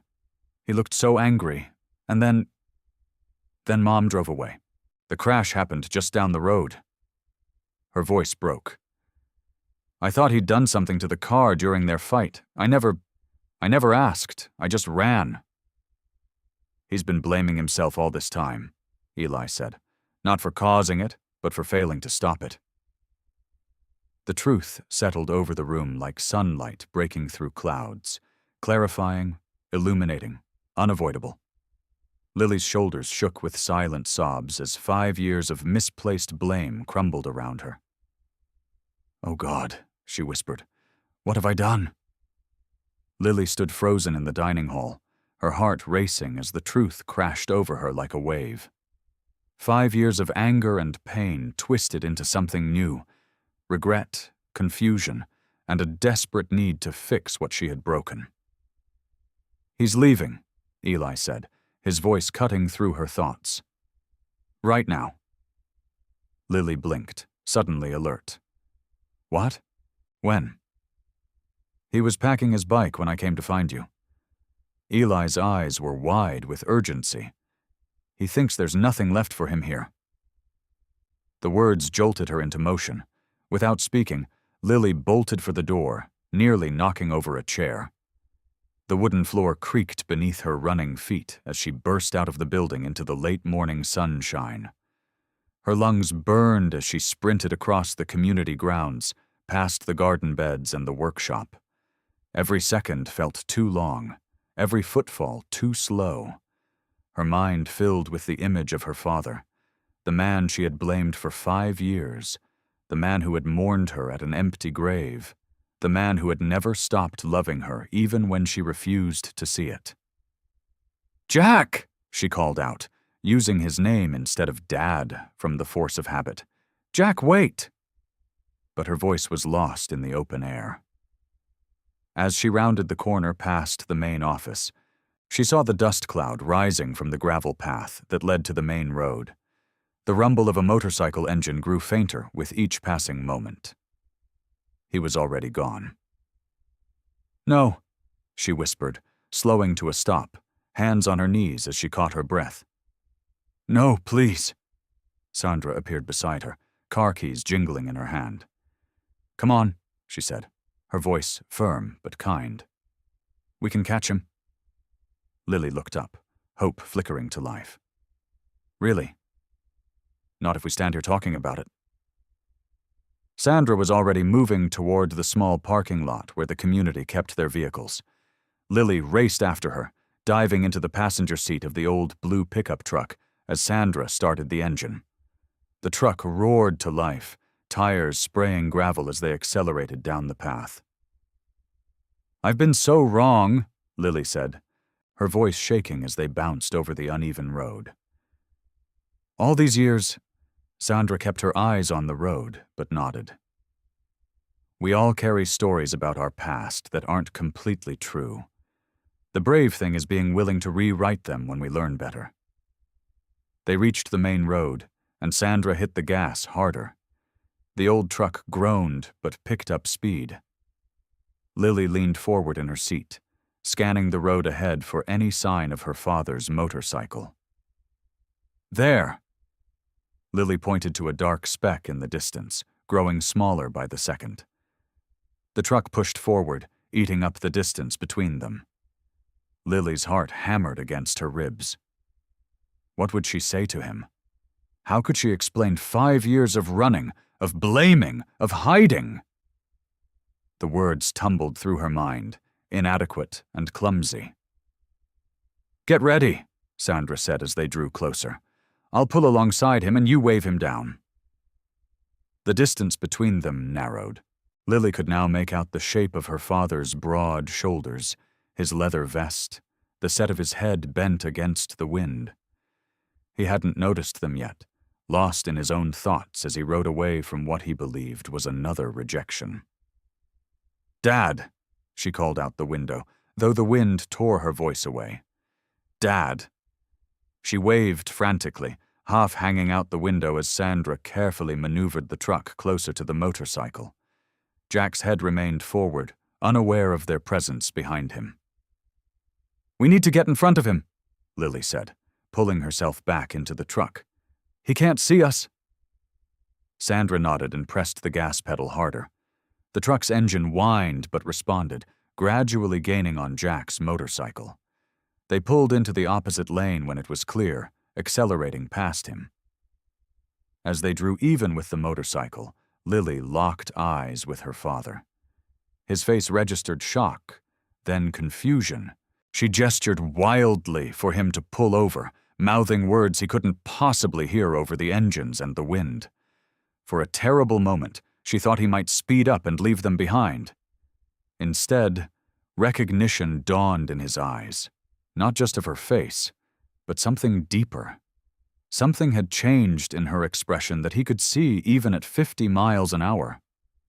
Sandra pulled the truck ahead and began slowing down, forcing Jack to reduce his speed as well.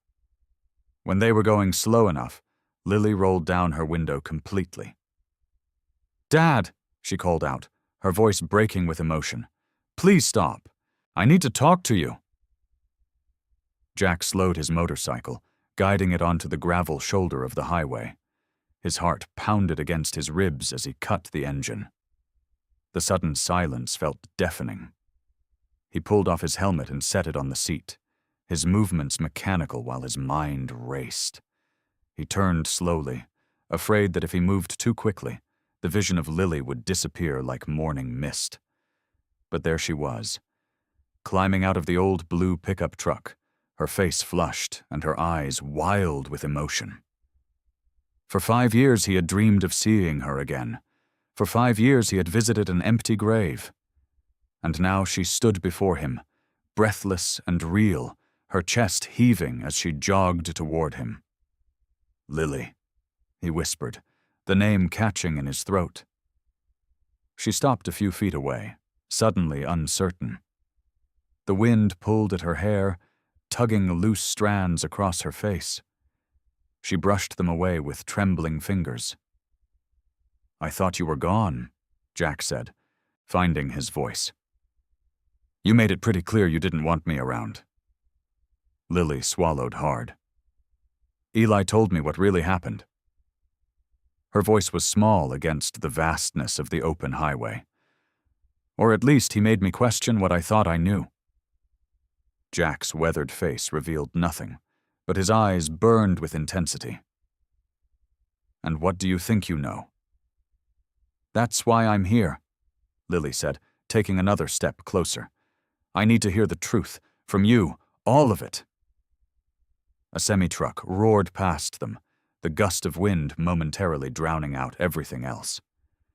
Jack glanced toward the pickup where Sandra waited, giving them space but remaining watchful. "Not here," Jack said, gesturing to a small clearing just beyond the shoulder where a fallen tree provided a natural bench. "Let's sit." They walked in silence to the log, keeping a careful distance between them.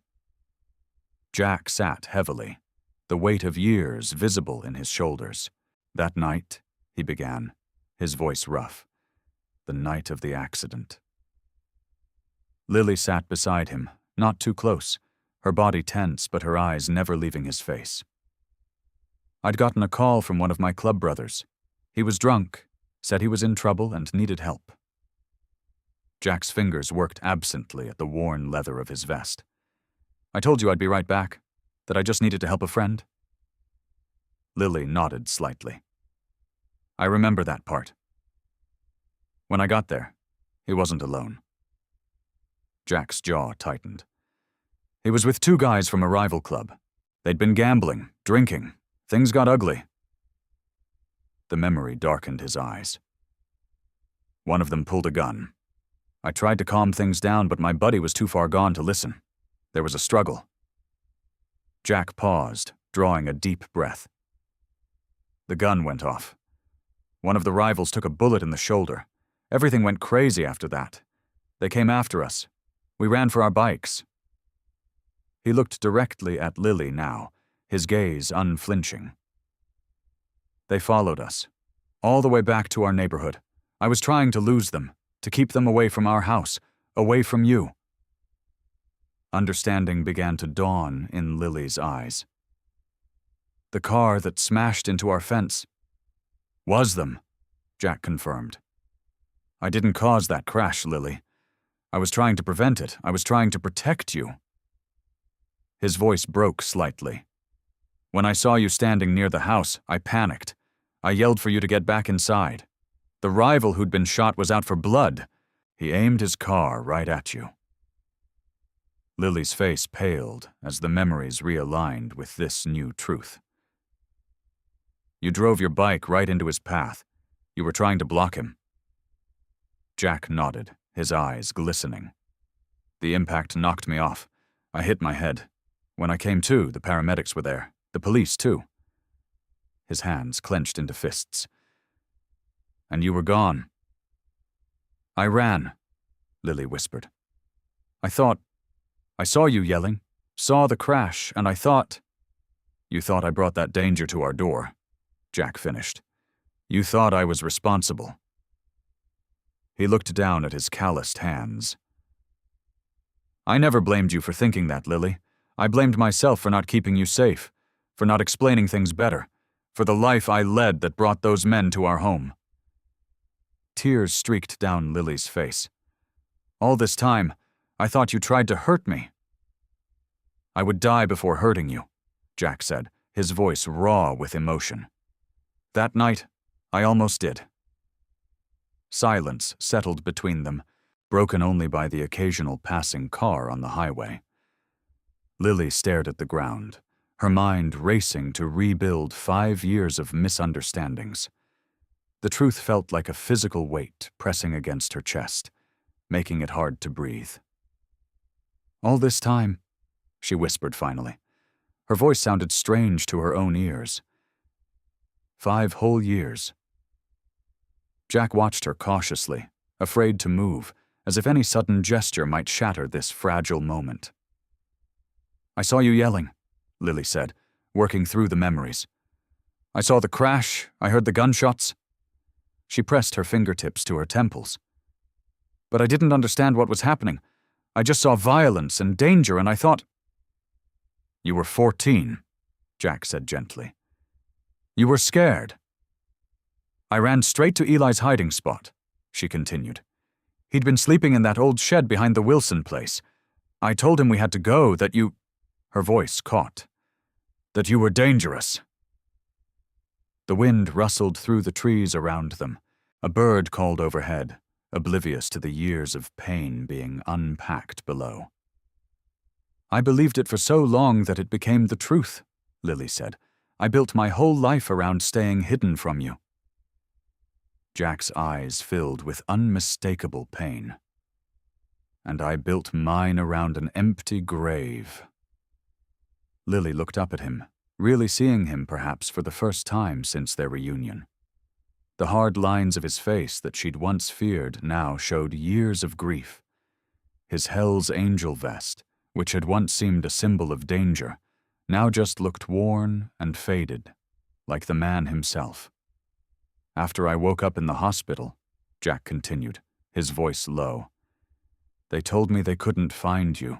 Search parties combed the area for weeks. He swallowed hard. When they found your backpack in the river downstream. My backpack? Lily frowned. I lost it crossing the bridge that night. Jack nodded. The police thought you'd fallen in. Eventually, they declared you. He couldn't finish the sentence. Dead, Lily supplied, the word hollow between them. I never believed it, Jack said. Not really, but after a year passed, then 2. He shook his head. I started visiting the grave they made for you. Talking to you there was the only thing that kept me going. Lily's eyes welled with fresh tears. The image of her father, this tough, feared biker, kneeling alone at an empty grave for years, struck her with unexpected force. I was so angry, she whispered, so certain I was right. We both were lost, Jack said simply. Lily wiped her eyes with the back of her hand. Eli tried to tell me, over the years, little hints that maybe I had it wrong, but I shut him down every time. Jack's expression softened. That kid saved both of us, in different ways. He did, Lily agreed. A truck horn blared in the distance, making Lily jump slightly. The sound seemed to snap something inside her, releasing the last barrier holding back her emotions. I'm sorry, she said, her voice breaking. I'm so sorry, Dad. The word Dad hung in the air between them, the first time she'd said it in 5 years. Jack's breath caught in his throat. I threw away 5 years, Lily continued, tears flowing freely now. I made you suffer for something you didn't do. I made us both suffer. Lily, Jack said, his own voice unsteady. You have nothing to be sorry for. She shook her head fiercely. No, I do. I should have stayed. I should have trusted you. I should have... The dam broke completely. Her shoulders shook with sobs that seemed to come from somewhere deep and untouched for years. All the grief, all the anger, all the fear she had carried since that night poured out of her. Without thinking, she leaned forward and fell against her father's chest, the way she had done as a little girl. Jack froze for a split second, overcome by the unexpected contact, before his arms came around her, holding her tight against him. I forgive you, Lily whispered against his leather vest. Can you ever forgive me? Jack's arms tightened around his daughter, his own tears falling into her hair. There's nothing to forgive, Lily. Nothing at all. They held each other as cars continued to pass, as the sun shifted in the sky, as 5 years of separation dissolved in the space between one heartbeat and the next. The sun hung high in the clear sky as Jack's motorcycle rumbled up the dusty path leading back to the community. Lily sat behind him, her arms wrapped firmly around his waist. The vibration of the engine beneath them felt familiar, a sensation that bridged the 5-year gap between then and now. As the collection of modest buildings came into view, Lily tightened her grip slightly. After years of thinking of this place as her only safe haven, she was now returning with the very person she had been hiding from. Jack slowed the motorcycle as they approached the entrance. A few teenagers stopped what they were doing to stare, their expressions a mixture of curiosity and caution. The bike's engine cut off, and for a moment, father and daughter just sat there in the sudden silence. Ready? Jack asked over his shoulder. Lily nodded, even though he couldn't see her face. Ready. They dismounted, and Jack hung his helmet on the handlebar. A small group had gathered at the edge of the courtyard, whispering among themselves, Lily recognized the familiar faces, people who had become her family over the years. They looked confused, some even concerned, to see her returning with the intimidating biker they had been so wary of. "It's okay," Lily called to them, finding her voice. "He's my dad. It's all okay now." Maria, one of the older women who helped run the refuge, stepped forward. Her weathered face showed the careful concern of someone who had seen too many broken promises. "You're sure, Grace?" she asked, using the name Lily had adopted when she arrived. "Yes," Lily said firmly, "and it's Lily. My name is Lily Callahan." Jack stood slightly behind his daughter, letting her take the lead.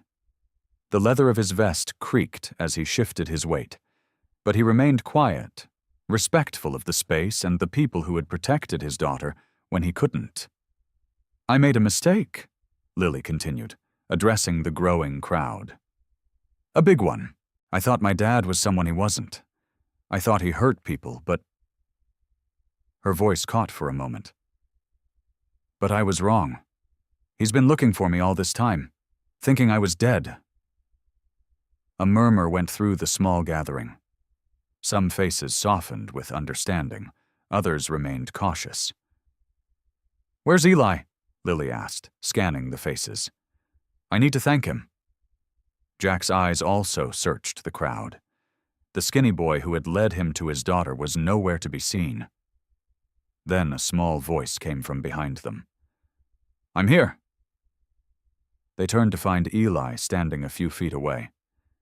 He looked smaller somehow, more like the child he actually was, rather than the wise guide he had been for Jack. His hands were stuffed deep in his pockets, and his eyes darted between Jack and Lily, uncertain. "Eli," Lily said, her voice warm with affection. She walked over and pulled him into a tight hug. "Thank you. Thank you for bringing him to me, for not giving up." Over Lily's shoulder, Eli's eyes met Jack's. The man gave a small nod, a gesture filled with more gratitude than words could express. Eli returned the nod, a silent acknowledgement passing between them. When Lily released him, Eli's shoulders seemed lighter, as if a heavy backpack had been taken off. For years, he had carried the weight of his secret, helping Lily run away, watching over her, knowing the truth but unable to fix what was broken. "I knew you belonged together," Eli said simply. "I just didn't know how to make it happen." Jack stepped forward and placed a hand on the boy's thin shoulder. "You did good, kid. Real good." The community watched this exchange with growing acceptance. Maria approached, her initial wariness replaced by a cautious smile. "Well," she said, "I suppose we should get you both settled in. Jack, you're welcome to stay as long as you need." "Thank you," Jack replied, genuine gratitude in his voice. As they followed Maria toward the main building, Lily slipped her hand into her father's. It was a small gesture, but one that bridged years of separation. Jack's large hand closed gently around hers, and they walked together, steps synchronized as if they had never been apart. From a few paces behind, Eli watched them. The burden he had carried for so long, the guilt of helping Lily run, the secret of knowing where she was, the responsibility of bringing Jack to her, all of it lifted from his young shoulders. For the first time in years, he felt truly free. Late afternoon sunlight slanted through the trees surrounding the community, casting long shadows across the courtyard where everyone had gathered. The golden light softened the edges of the weathered buildings and gave a warm glow to the faces of the people who called this place home. Jack stood in the center of the gathering, looking different than he had when he first arrived. His leather vest still marked him as a Hell's Angel, but his stance was open, his expression no longer guarded. Lily stood beside him, occasionally glancing up at her father with wonder still fresh in her eyes. Maria had called everyone together, teenagers with hard pasts and the adults who cared for them. They formed a loose circle, some sitting cross-legged on the ground, others standing with arms folded, but all watching with curious eyes. "I wanted to thank you all," Jack began, his deep voice carrying across the quiet space. He cleared his throat, clearly uncomfortable being the center of attention but determined to speak. "When I first showed up here, you had every reason to turn me away. I know what I look like." A few nervous chuckles rippled through the crowd. "But you gave me a chance, even though you didn't trust me." He glanced down at Lily, who gave him an encouraging nod. "This place—" Jack gestured around at the simple buildings. "What you've built here, it's special. You protected my daughter when she needed it most, even if it was from me." His voice roughened with emotion. "And for that, I'll never be able to thank you enough." Maria stepped forward. "We only did what we do for all our kids. Everyone deserves safety." Jack nodded. "Not everyone gets it, though." His eyes found Eli, who was standing slightly apart from the others, half hidden in the shadow of a maple tree. The boy looked like he wasn't sure if he belonged in the circle or not. "Eli," Jack called, motioning him forward. The boy hesitated, then slowly walked into the sunlight. He looked small standing there, his too large t-shirt hanging from his thin frame, his sneakers scuffed from miles of walking. "This kid," Jack said, placing a hand on Eli's shoulder, "saved my life without even knowing it." Eli blinked in surprise, looking up at Jack with wide eyes. "I was lost," Jack continued. "Not just looking for Lily, but lost inside. For 5 years I thought my daughter was dead because of me. I thought I'd never have a chance to make things right." He squeezed Eli's shoulder gently. "But this boy found me. He could have walked right past that cemetery, could have kept his head down like most street kids learn to do, but he didn't." Lily moved closer, standing on Eli's other side. "He saved both of us," she added softly. Jack nodded. "That's the truth." The community watched in respectful silence. Even the most guarded teens seemed touched by the moment unfolding before them. "Eli," Jack said, turning to face the boy directly. "I know you've been looking out for Lily for years. I know you don't have a family to go back to." The boy's shoulders stiffened slightly, his eyes dropping to the ground. Jack knelt down, bringing himself to eye level with Eli. It was a gesture that transformed him. The intimidating biker suddenly just a man, vulnerable and sincere. "Lily and I were starting over," Jack said, "building something new from the pieces we've got left. And I was wondering—" He paused, glancing up at Lily, who nodded encouragement. "I was wondering if you might want to be part of that, part of our family." Eli's head snapped up, his eyes wide with disbelief. "We've got a spare room at my place," Jack continued. "It's nothing fancy, but it's yours if you want it, for as long as you need." Eli looked from Jack to Lily and back again, as if searching for some sign that this wasn't real. "You mean, like, live with you?" he asked, his voice barely above a whisper. "Yeah," Jack said with a small smile. "Like family." Eli stood frozen, his thin chest rising and falling rapidly. Then, almost imperceptibly at first, he nodded. "Okay," he said quietly, then louder, with more conviction. "Yes, okay." Jack's smile widened, reaching his eyes in a way that transformed his whole face.